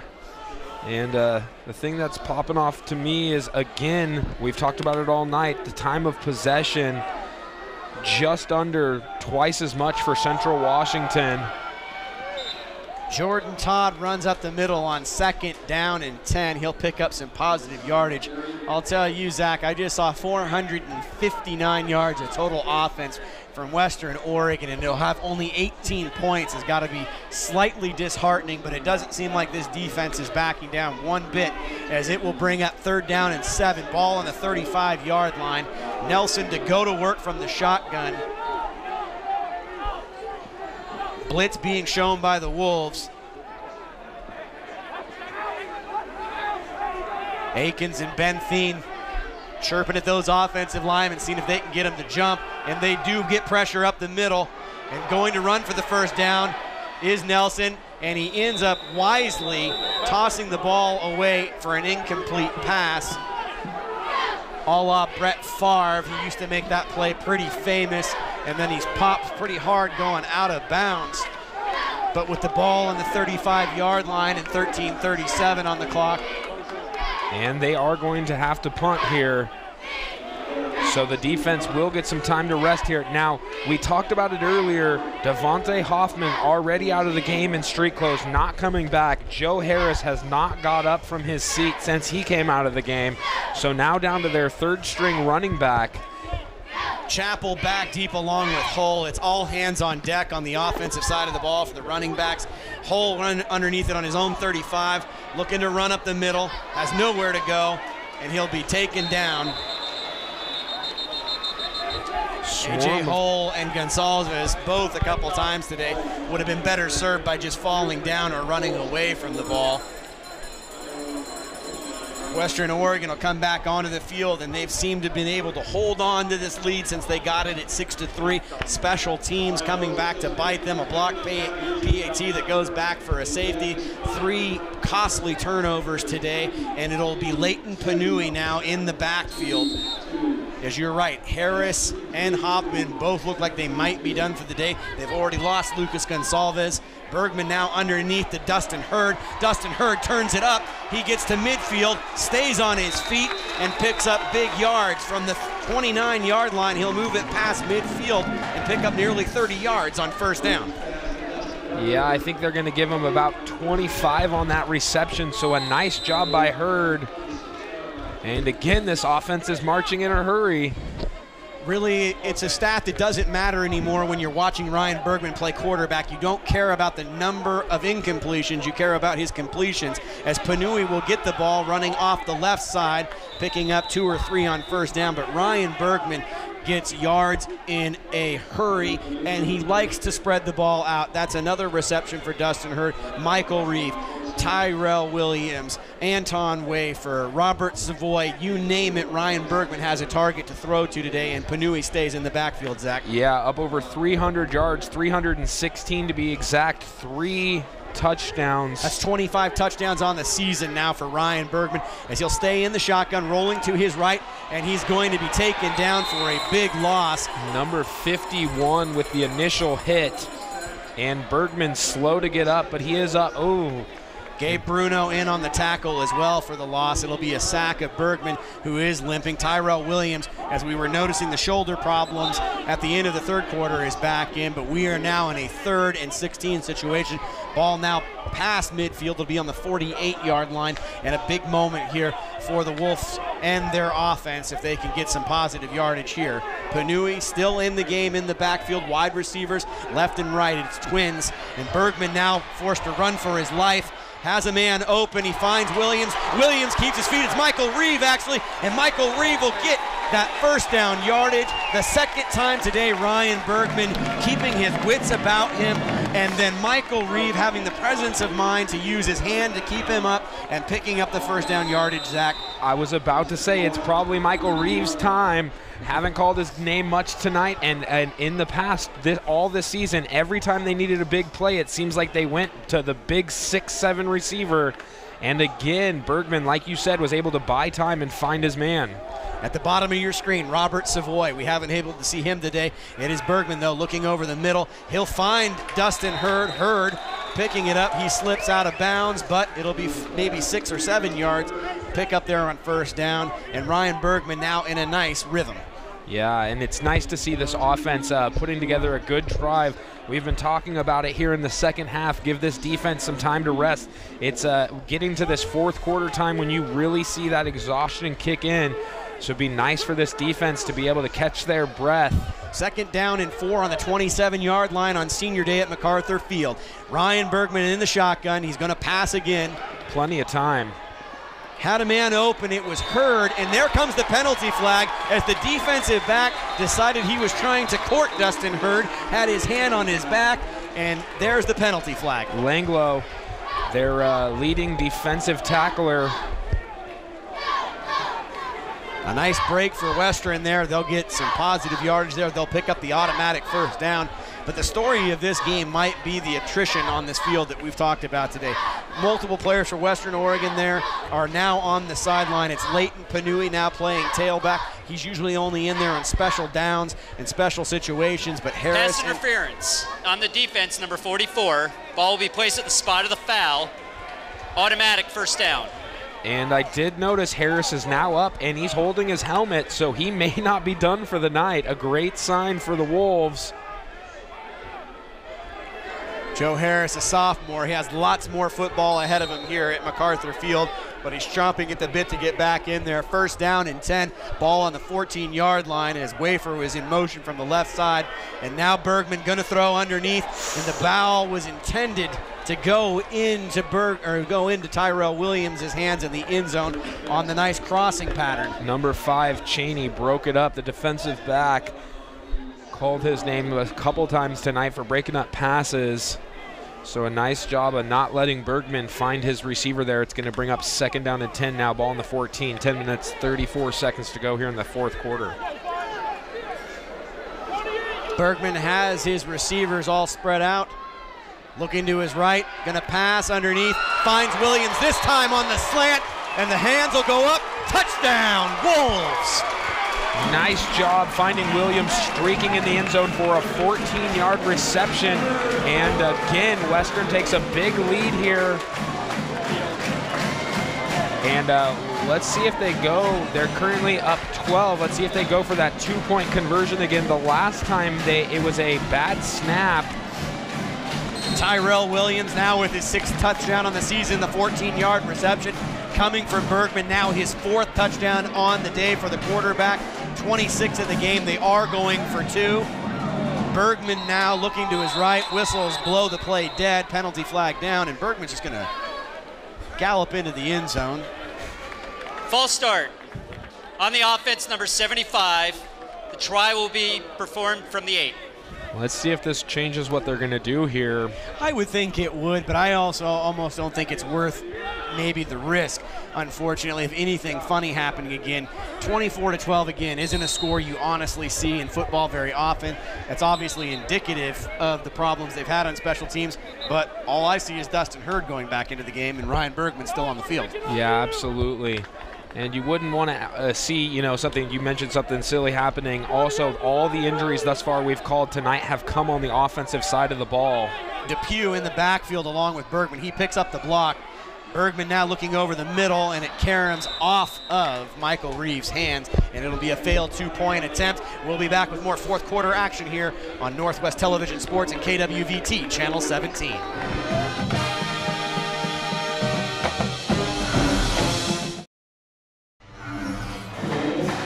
Welcome, everyone. If you're just joining us at MacArthur Field, it's 24-12. Wolves on top of the Wildcats as they kick off to their counterparts from the north. It'll be the Wildcats now trailing by 12, looking for a big run back as it's stalled out around the 25-yard, 35, almost the 40-yard line. And Western Oregon will go back to work. And one of the things we talked about, Zach, today that we didn't expect was a 517-yard explosion offensively from Western Oregon from a team that was ranked inside the top 15 nationally on defense, and that in Central Washington. Wildcats right now look like Swiss cheese. Absolutely, you're completely correct, Matt. And also, we have seen a lot of rushing yards all season from Bergman throwing the ball, but 4 passing touchdowns tonight.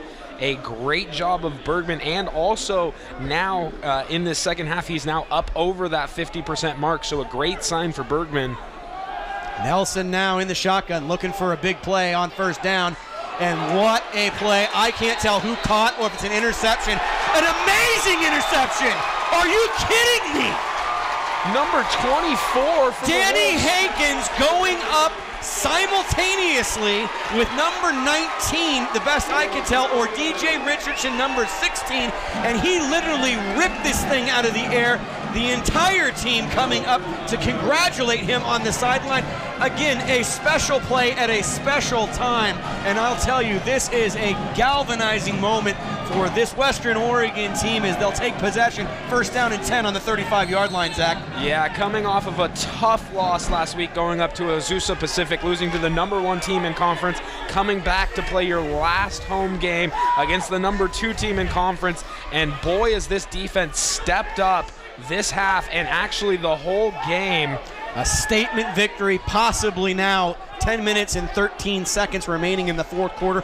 Ryan Bergman with his 4 touchdowns, faking it to Panui, now going for pay dirt, and had Savoy wide open, just needed a little bit more on it. Zach, earlier on in the game, he was overthrowing those receivers, just needed a little bit more that time. Yeah, and Savoy, even off of the bounce, almost was able to bring it in, but like you said, just underthrown there by Bergman. Savoy wasn't able to get his hands completely on it. For second down and 10. Ryan Bergman coming up big this afternoon, but really the story of this game, the defense for Western Oregon causing all sorts of problems. Bergman now handing the ball off to Panui. He'll go off the left side. He'll pick up maybe 3 yards. It'll bring up 3rd and long for Western Oregon as they want to just watch these seconds melt away, nursing this 24-12 lead. 3rd down and about 7, and really what's on the line is a chance next week, if you win this week, is that, gosh, you can win next week and you still might have a chance at winning second place in this conference. I mean, and stranger things have happened, but just take care of the ball, and what a victory this might be here in a few minutes. And so it's going to be 3rd and 7. Bergman now looking down over the middle, and Wafer coming back to the ball. One of his favorite routes is he'll look like he's going to run deep. He'll come back and get the ball, and Ryan Bergman has shown poise in the pocket, poise outside the pocket, but he's made the right decisions today. Yes, he has the interception and the fumble, but multiple times today bailing out this offense, and Ryan Bergman picking up a big first down with Wafer on that play. Yeah, Bergman approaching the 400 passing yard mark. So a great game by the quarterback here, and continues this drive, chewing up some clock here in the fourth quarter. Panui gets it. He'll run to the middle of the field. He won't get much on the play, but valuable seconds for this Central Washington and Wildcat team are just melting away, like we said. It'll be 2nd down and 9 for Western Oregon. Jared Baker, number 98, with the tackle for the Wildcats. I think in this particular series, I think one of the things that typically happens is that you know that Central Washington has a caliber of athlete and player, maybe not the same as Western Oregon, maybe just a little bit better, maybe a little bit bigger. And today, it really looks like the bully on the block has been Western Oregon, and they continue it with the physical play of Leighton Panui. Ryan Bergman now, wide receivers out to his left and his right, looking for Wafer, but he finds a man underneath. And they're trying to strip the ball away, but Dustin Hurd will have nothing to do with it. And Dustin Hurd has become somebody that he seems to know where those markers are at or where he needs to be a safety valve for Ryan Bergman, and obviously the big 78-yard touchdown that he had in the first quarter. Yeah, and you quite a bit here of a bruising running back. He's a bruising receiver, that big tight end, 6'4", 225-pound frame. Clock continues to roll. 7:45 remaining here in the fourth quarter. It's 3rd down and 4. Bergman now calling out for the ball, rolling to his left, getting some blocking, and again, pass is broken up. And something you mentioned earlier, when the score was a bit closer, we saw Western speeding up that offense, getting up to the line of scrimmage in a hurry. Now the last few plays, you've been seeing Bergman do a nice job of letting that play clock tick down. The last 2 plays have been snapped under 10 seconds. So really doing a nice job of using that clock to their favor. If you did bring out Jesse Correa, it would be a career-long field goal attempt, but it's 4th and 4. Ball on the 32-yard line. Arn Ferguson choosing to go for it with his quarterback Ryan Bergman in the shotgun, dropping straight back, and a lot of pressure coming. And the only thing he couldn't do was get sacked or fumble the ball. And it's exactly what happened. He's sacked. He's getting up very slowly, and field position now with 7:27 on the clock. The Wildcats will have a short field to work with. Zach, probably the last thing you wanted to have happen there. Absolutely. And on top of giving the ball over, like you said, Bergman getting up slowly. So did make his way on his own to the sideline, so he is okay. Bergman's taken a couple of big hits today, and just for everybody that's just watching the game, it's been a very physical game, and Western Oregon will go back to work on defense. Nelson now looking to pass. He's flushed out of the pocket, and he'll be taken down, and it looks like it's Kanengata'a. Can't quite tell who came up and made that play. He was able to get a yard, maybe 2 out of it, but a nice job by Western putting pressure on the quarterback, not letting him find a receiver or have time to even look down the field. Jeremy Austin Moore with the tackle from his defensive line position. 2nd down and 8 on the 47-yard line. Nearing midfield are the Wildcats in their spread offense. Nelson now in the shotgun, 3 wide receivers out to his right. Coming underneath is the pass play. It's completed for 4 or 5 yards. It'll bring up 3rd down and short for the Wildcats as Schechter gets the completion. Hall and Kinsey with the tackle there, but not before the receiver picked up 9 yards. Actually make it 8 yards, so it's going to be 3rd and 1. Of note right now, Central Washington with all 3 of their timeouts, trailing 24-12, 6:20 on the clock as Nelson awaits the play call. Defensive backs now sagging back here for Western Oregon, trying to keep everything underneath. Schechter gets it, and a nice tackle coming from Chappell. Yeah. Again, short yardage there. They'll pick up the 1st down. The chains will move, but the clock will continue to roll as soon as they spot this ball. Yeah, not a long pass, but only needed 1 yard to pick up the 1st, and they got 2. But like you said, Matt, that clock continues to roll and getting to the point where it is not in the favor of Central Washington. Nelson goes underneath to Zalk. Zalk will make a couple people miss. Shane Kinsey will end up with the tackle, but Zalk has spent a lot of time on his back. If you take a look at his jersey, he's been dirtied up pretty well, and Shane Kinsey back to his normal work, which is basically making tackles in bunches for this Western defense. 2nd and 1. Central Washington again comes out with that empty backfield. They don't huddle. They're in a no-huddle situation.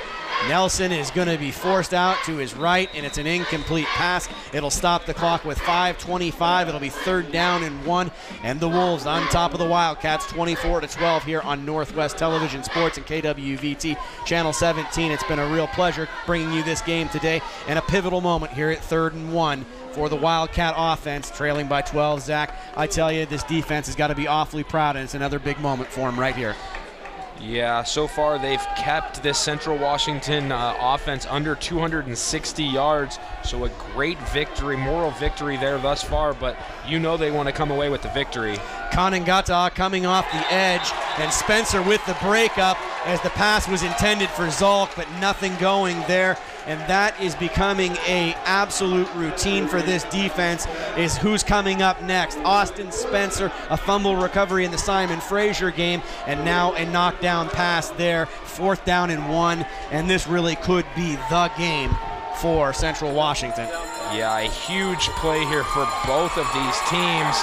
And there you see Akins getting the crowd into it, and you hear this home crowd fired up. Looked for the quarterback draw here from Jake Nelson. He's run it multiple times today. He goes back, he's looking to pass, and there's nobody going there, but the late flag will come. I don't think it'll be pass interference, but it'll be a defensive holding, as Schechter was going to be the intended target. He could not jump because he was being held. It was a very evident play, and in fact, they didn't need to because the pass would have been too high for Schechter to actually get the reception, but it'll probably be a 1st down. But I don't know. I see Shane Akins in there clapping like he thinks this is going to be a play call that might go. Pass interference on the defense, number 26. Ball will be placed at the spot of the foul. Automatic 1st down. So I'll stop thinking and I'll let them talk to me on the football field about what I actually see in front of me. But a big 1st down, 5 minutes and 20 seconds to go. Ball is on the 30-yard line for the Wildcat offense. And I'm not going to say this too many more times, but Jake Nelson is going to call his number here in a minute, and this Western defense needs to be ready for it. Going up over the top, is he? Looking for his man, and the ball is caught, but I don't know if he's in bounds, and they will say that he is, as Nelson throws his best pass of the game to Greg Logan, 5'10", 177-pound junior, and he gets Central Washington right back into this game, now 24-18. Yeah, a 30-yard reception. Nice job of Logan going up, skying, and getting the ball right at the perfect point, and kept those feet in bounds. Unfortunately for Western, Central Washington still in this football game. Sean McDonald now in for the extra point, and the Wildcats trying to draw within 5. Kick is up, and it is good. It is 24-19, 5:13 remaining here in the 4th quarter. We'll be back for the rest of the game here on KWVT Channel 17.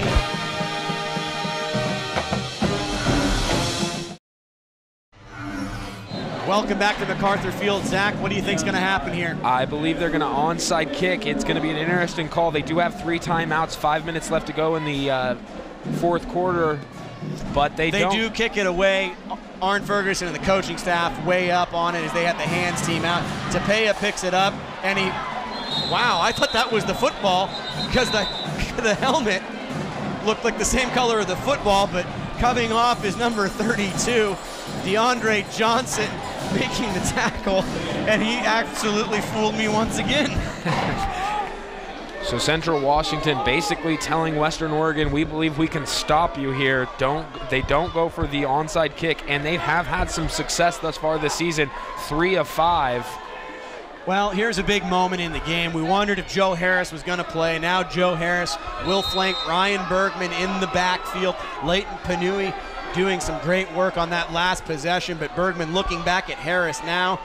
5 minutes to go in this game, and Harris will get that first handoff running off the right side, and he's going to let some clock evaporate, picking up 3 yards on 1st down. And a big moment here because a 1st down makes this a totally different football game. A 3 and out, and Central Washington has a chance to come out here and be thieves. So right now, Ryan Bergman taking his time. Clock is now at around 20 on the play clock. Zach, what a football game here to have for your final home game on Senior Day. You're completely correct, and Harris doing a nice job, I noticed on that last play, wrapping the football up with both arms, not wanting to give the football over. The last thing the Wolves need here. Defensive line, 8 men in the box. They'll drop back, pass goes underneath the wafer. They're all trying to strip the ball, and where they mark this ball will depend upon whether or not Western gets a first down. But Wafer, the emotional offensive leader today, shaking his hands. They motion, it's a first down, giving them a little bit of breathing room. The clock will begin to roll, 4 minutes and 10 seconds. And now again, a first down will do big damage to Central Washington in this comeback bid. 4 minutes exactly on the clock, and senior day here at MacArthur Field.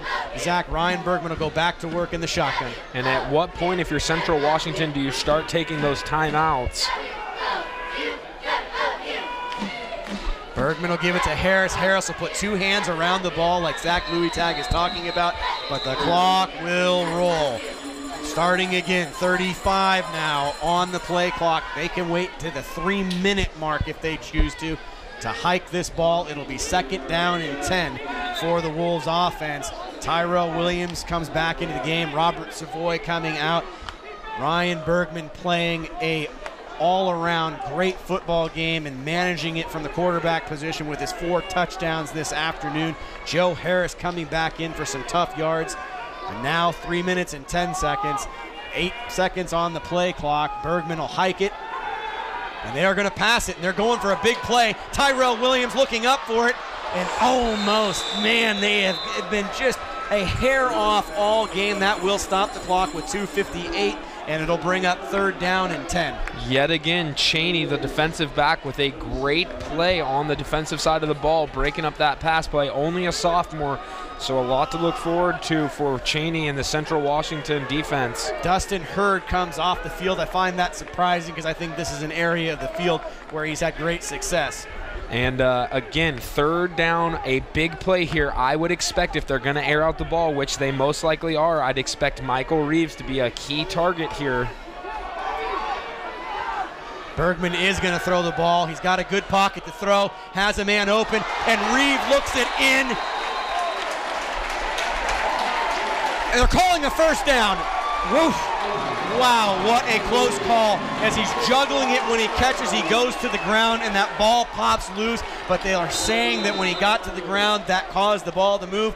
First down now, under 3 minutes. Clock is rolling, and Central will have to start using those timeouts immediately. I'm surprised they haven't started now. Yeah, we mentioned it every time it seems like thus far this season. They needed a big play through the air. They targeted big number 80 Michael Reeves or number 18 Tyrell Williams. Joe Harris in the backfield. I expect to see him get the football 3 consecutive times. Harris running off the left side. He's got one man to make miss, but he picks up another first down. And the Wildcats are now on their heels, and they are trailing 24-19, but first down and 10. What a great play call. What a great execution from Joe Harris. And Ryan Bergman now over the 400-yard mark in the football game, airing it out, and on senior day, playing his best game. And what a bright future this team has offensively with Ryan Bergman at the helm. Yeah, Joe Harris also approaching that 150 mark, currently at 131 rushing yards. What a game from a guy that on a 90-yard run looked like he might have been hurt.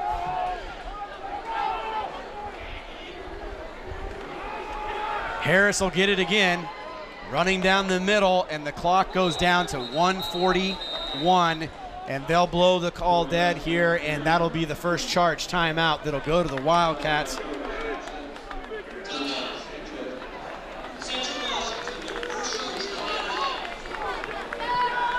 Lucas Gonzalez coming out onto the field, cheering on his team.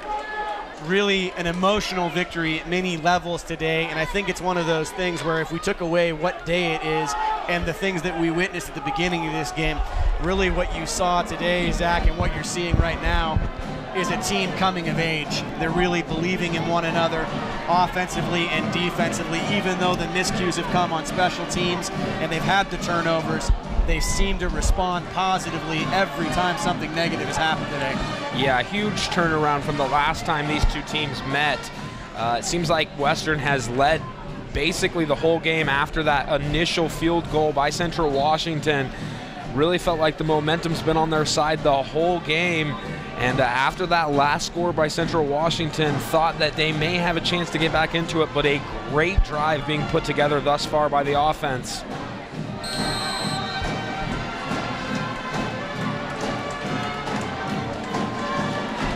Seven different receivers Ryan Bergman has used today to spread the ball around for 400 yards plus through the air. An aerial attack now that has yielded a 24-19 lead. Second down and 7. Ball on the 35-yard line. Harris just getting the ball again, and they will go ahead and stop the clock again here. Central Washington have to burn that second timeout. Timeout. It'll bring Central up, Washington, that's their second charge timeout of the half. It'll bring up a 3rd and long here for Western, but not much to worry about right now because they realize when they run the ball again, they'll stop it one more time, and then their defense is going to have to make one more stand if they don't pick up this first down. But again, just things that I've seen out there today is it really is the next man up mentality. We've seen players at all levels, freshmen, sophomore, juniors, and seniors. This crowd, the alumni, everybody behind the effort today. And a win today, Zach, obviously puts them in a virtual tie with Central Washington for second place in the Great Northwest Athletic Conference. That's a mouthful. Yeah, holding their own destiny in their hands here. And it seems like they've played all night like they knew that. Great job, like you said, players stepping up from all levels. A lot of injuries have plagued the team thus far tonight that we've seen mainly on the offensive side of the ball, but never giving up, never letting up off that throttle, and a great job of putting together another long drive to chew up this clock late in the fourth quarter. 1:35 to be exact, 3rd and 4 on the 32-yard line. Ryan Bergman in the shotgun. They'll call the play dead, and it might be false start time here. False start on the offense, number 19, 5-yard penalty, 3rd down. Dustin Hurd had checked in to play tight end and picks up the penalty, and that's something that has obviously been non-existent here over the last several minutes for Western Oregon. But right now, obviously, protect the football. Whatever you do, get down on the ground and keep the football in between those two arms that you got. Yeah, now a very manageable 3rd and 4 turns into a 3rd down and long, 3rd and 9. They need to get the ball to the 28-yard line here to pick up the first. Bergman to pass it one more time, going for it all for Hurd. Hurd puts up his hands and broken up at the last minute by Langlow. I mean, he really has been all over the football field. Hurd will get up, but it'll be 4th down and 9, 1:29 on the clock. Bergman comes off the field along with Joe Harris and the rest of the offensive squad. They're going to bring out Brandt to punt the ball away. And again, this is a moment where special teams have obviously been an issue today. A good hike, or a good snap, catch the ball, and get rid of it. That's all you need to do. And if you are down there, just defend, just tackle. It is a good snap. They go for pay dirt. There is a penalty flag on the play, and A.J. Hull stopping it inside the 10-yard line. We'll wait and see what this penalty flag is.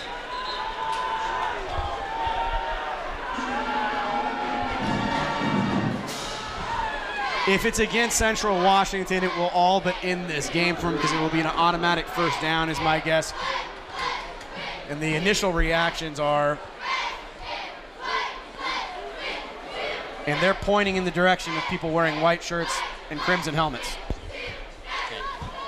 After the kick, holding on the receiving team, number 7. That'll be enforced from the end of the kick, half the distance to the goal. First down.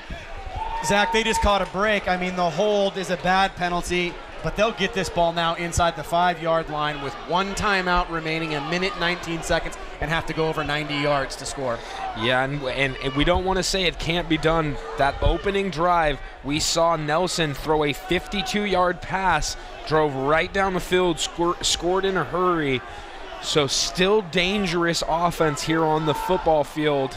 You and I have mentioned this in every game, at least at some point, and we've had to wait until the last minute to mention it today. Prevent defense prevents teams from winning.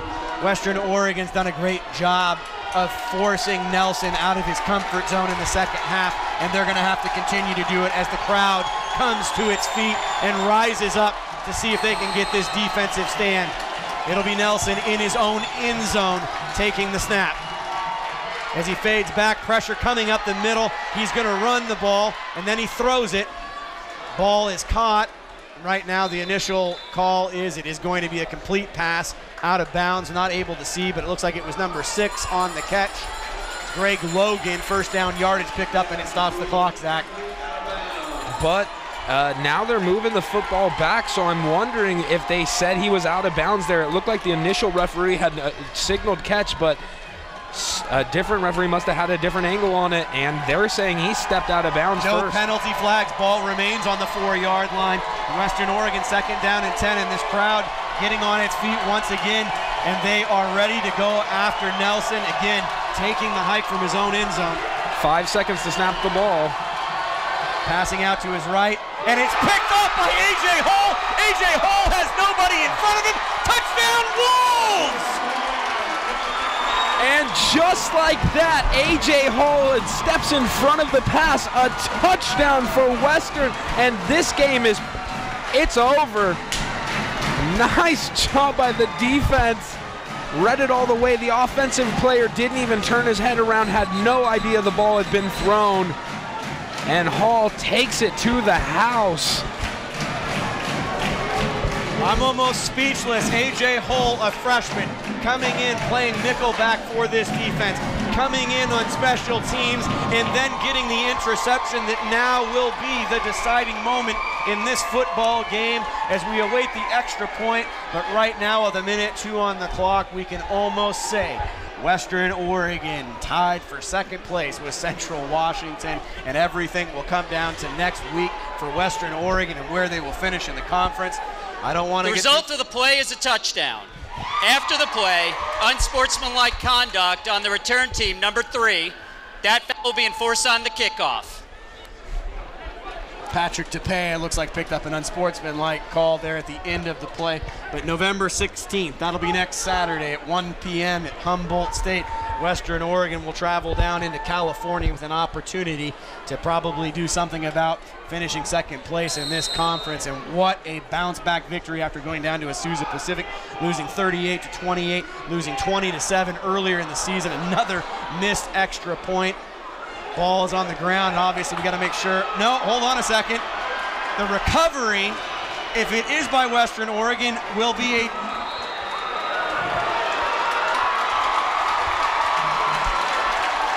And I think you can tell by the reaction what happened there. All I can tell you is, I wish I could have seen it, but it was such a scrum and so many people down at the bottom of the pile.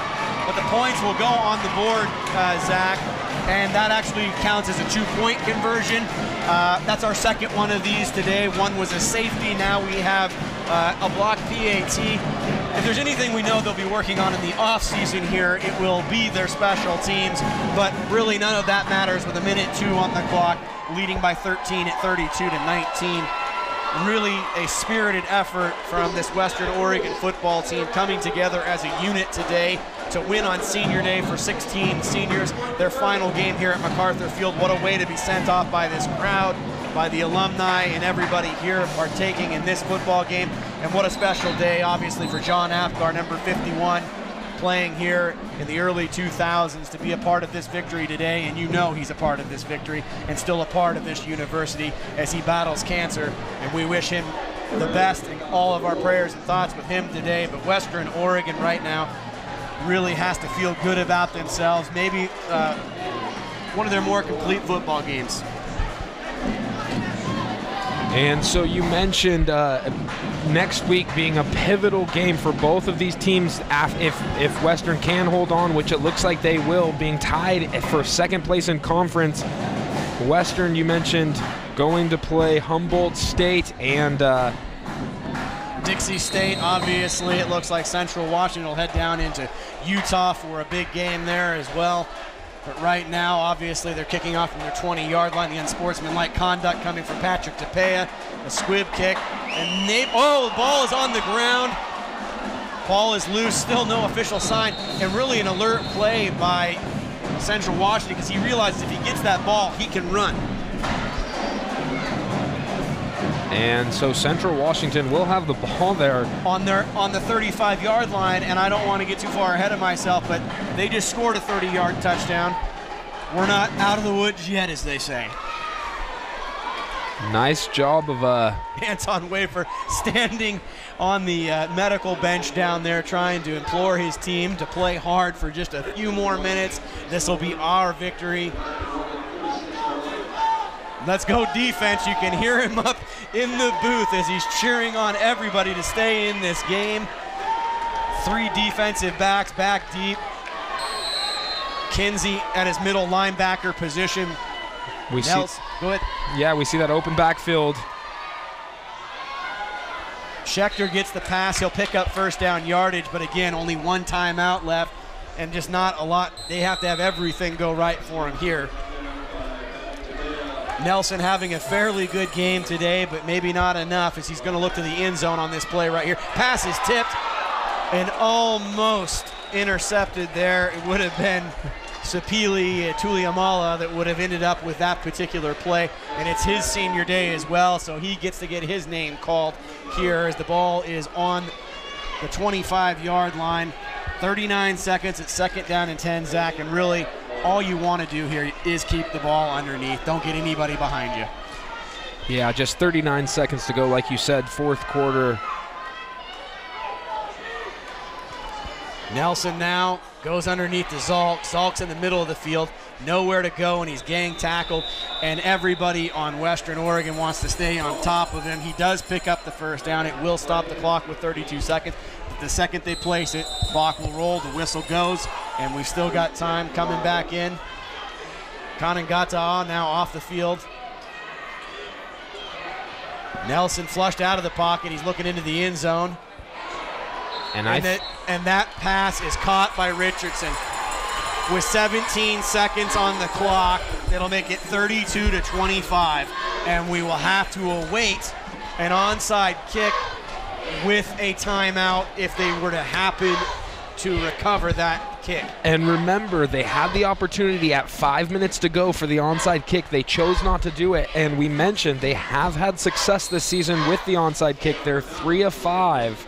So up over 50%. It can be done. Central Washington has some experience with this. 60% in my book, but the extra point is up.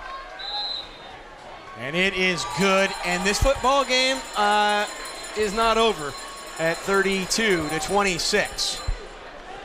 We will keep it right here. And if you wanted to get a full 60-minute football game with 17 seconds remaining, Zach, you've got that and then some, because we've got drama right now. We know we're going to see the onside kick. It's the most exciting play, maybe next to the Hail Mary in football. And really right now, there's only one thing you need to do. Field your position, cover that ball up, and you get out of here with a victory. Yeah, and we mentioned it earlier. We've seen quite a few injuries thus far on the Wolves side of the ball, most of those coming on the offensive side of the ball. We're going to see the hands team, so some of those key players that normally would be out there are not going to be on the field. Tapia will be back deep, but up front you have A.J. Hull, Anton Wafer. Reeves all the way down at the bottom. Savoy in there. Also have Roger Garrett. It'll be Matt Burke doing the kicking. 17 seconds remaining in a game that still is in question until Western Oregon can take possession of this ball. The onside kick, here it comes. And it is recovered by Western Oregon. Looked like 25. Dominic Aquina, looks like 29. Dominic Aquina has come up large in this game. He has an interception, and now they will be able to come off the field, and they understand now that this senior day is going to be a victorious day for Wolfpack football. And really, I mean, you can't get a more coachable moment than to say, look, you got to play all 60 minutes of football. As you'll see, Antoine Wafer go back deep. Leighton Panui, Joe Harris, all surrounding Ryan Bergman, and they will be able to down the football. I don't know if Central Washington will choose to use that timeout, but they probably understand it's for no reason, and it's now 10 seconds, and both teams now concede that this game is over, and I am a happy camper. I hope you are as well, Zach. As the clock hits triple zeros, it's Western Oregon and the Wolves beating Central Washington and the Wildcat 32-26 in a most highly entertaining football game. It was 12-3 at halftime. Yeah, both these teams really stepped up on the offensive side of the ball. Like we said, Western's defense was on the field a lot this game, but they had that bend but never break attitude, and finally it pays off. Although it was close and Central Washington didn't get up, they will come away with the victory, and that means a two-way tie now for second place in the conference. Like you mentioned earlier, Matt, a big matchup for both these teams next week. They control their own fate. Western Oregon really showed a lot of guts and resolve today. As we set for kickoff, we were here emotionally seeing the 16 seniors with their parents, knowing they're going to play their last football game here in front of this crowd. We see John Apgar coming out in a wheelchair to be there as an emotional support to his team. We see players coming off the field with concussions, shoulder, knee, and leg problems, and it never seemed to matter today. Western Oregon had one thing in mind. We are going to beat this football team that's beat us 6 of the last 7 times, and we're going to start a new winning streak of our own after losing at Azusa Pacific. There's John Apgar's number. What a fitting victory and tribute to him today. Zach, talk to me about the resolve that you saw from Western Oregon today. Yeah, we mentioned it.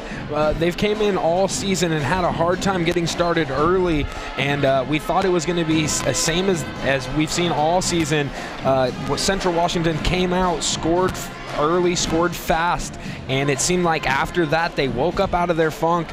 The defense stepped up. We said it all night on the field, a lot more than Central Washington's defense, but just would never give up, and the offense really did a nice job of stepping up. Got close to the 600-yard mark of total offense. With great physicality, poise, and control, Western Oregon moves its mark to 4-1 at home, 6-4 now. Or excuse me, 6-4 on the season. This is their 10th game. They'll play their 11th and final regular season game down at Humboldt State. Ryan Bergman, what can you say now about the evolution of him at quarterback? 4 touchdowns, over 400 yards. Some of those plays where he kept it alive with his feet and finding the open receiver like Michael Reeve or Dustin Hurd, and he always had his eyes down the field, and then just to see everybody coming in. Leighton Panui, really a great victory today for Western Oregon. And Central Washington, nothing to hang their heads about. They played a very good football team. As Western Oregon now, with all their seniors around the coaching staff, are commemorating a great victory today, Zach.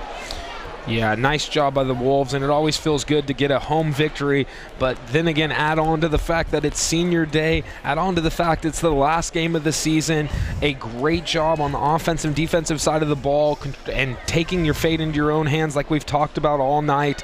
Great job by the team, and also they came into this game knowing that they'd faced this team previous in the year, pretty much was dominated in that football game, came in, doubled their offensive output. So a great game for both sides of the football, and an emotional game as well.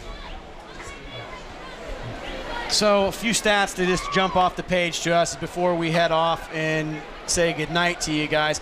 Amazingly, both teams run 68 plays, but it's Western Oregon with 579 yards of total offense and only 326 coming from Central Washington. And they really did carve up Central Washington's defense today. A team that is renowned for their defense, for the way that they play football, but Western Oregon seemed to take on that challenge today, and they didn't just meet it, they rose above it, and they did obviously the best that I've seen them in the 5 games that we've had the luxury to call this season.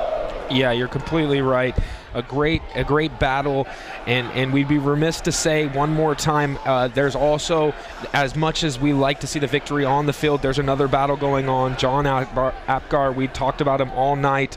If you'd like to hear more about his battle that's currently going on or contribute anything you can, make sure to go to the website www.gofundme.com/John's Cancer Fight. John is spelled Jons, cancerfight.com. Go ahead and give me some of your final thoughts before we sign off on this season, Zach. It was really a pleasure working with you. Absolutely a pleasure to work with you too as well, Matt. A nice job of Western really turning around the season. They came in, they had a couple tough losses at home. This was actually the first away loss all season for Central Washington. So a nice job. I'm sure Western had to know, that stat coming into the game. No, this team is an away team. They play well on the road, and the Western Oregon Wolves were able to come to their last home game and was able to hold on, pull out the victory. Tough fought matchup, and a great game here at MacArthur Field. Well, unfortunately, it is our last game here at MacArthur Field this season, but it's our inaugural season here on KWVT Channel 17 and Northwest Television Sports. I can't tell you what an honor it's been to be your lead play-by-play analyst, to have Zach Louis-Tag and Ken Louis-Tag along, and everybody that makes the production possible for us here. We look forward to bringing you more sporting events around the great Northwest. On behalf of Matt Palumbo, Ken Louis-Tag, everybody involved with this process, let me just say a giant thank you to everybody that is watching. We're going to be back for many more seasons. The 2014 season, it might be 9 months away, but football fans, wherever you may be today, it's a final score of 32-26. The Wolves over the Wildcats in their final home game here on Senior Day. For everybody, wherever you may be, good night and be well. Searching the Northwest to bring you the biggest variety in sports. Northwest Television Sports brings you the rejoicing of victory, the frustration of defeat, the drama of competition. This is Northwest Sports.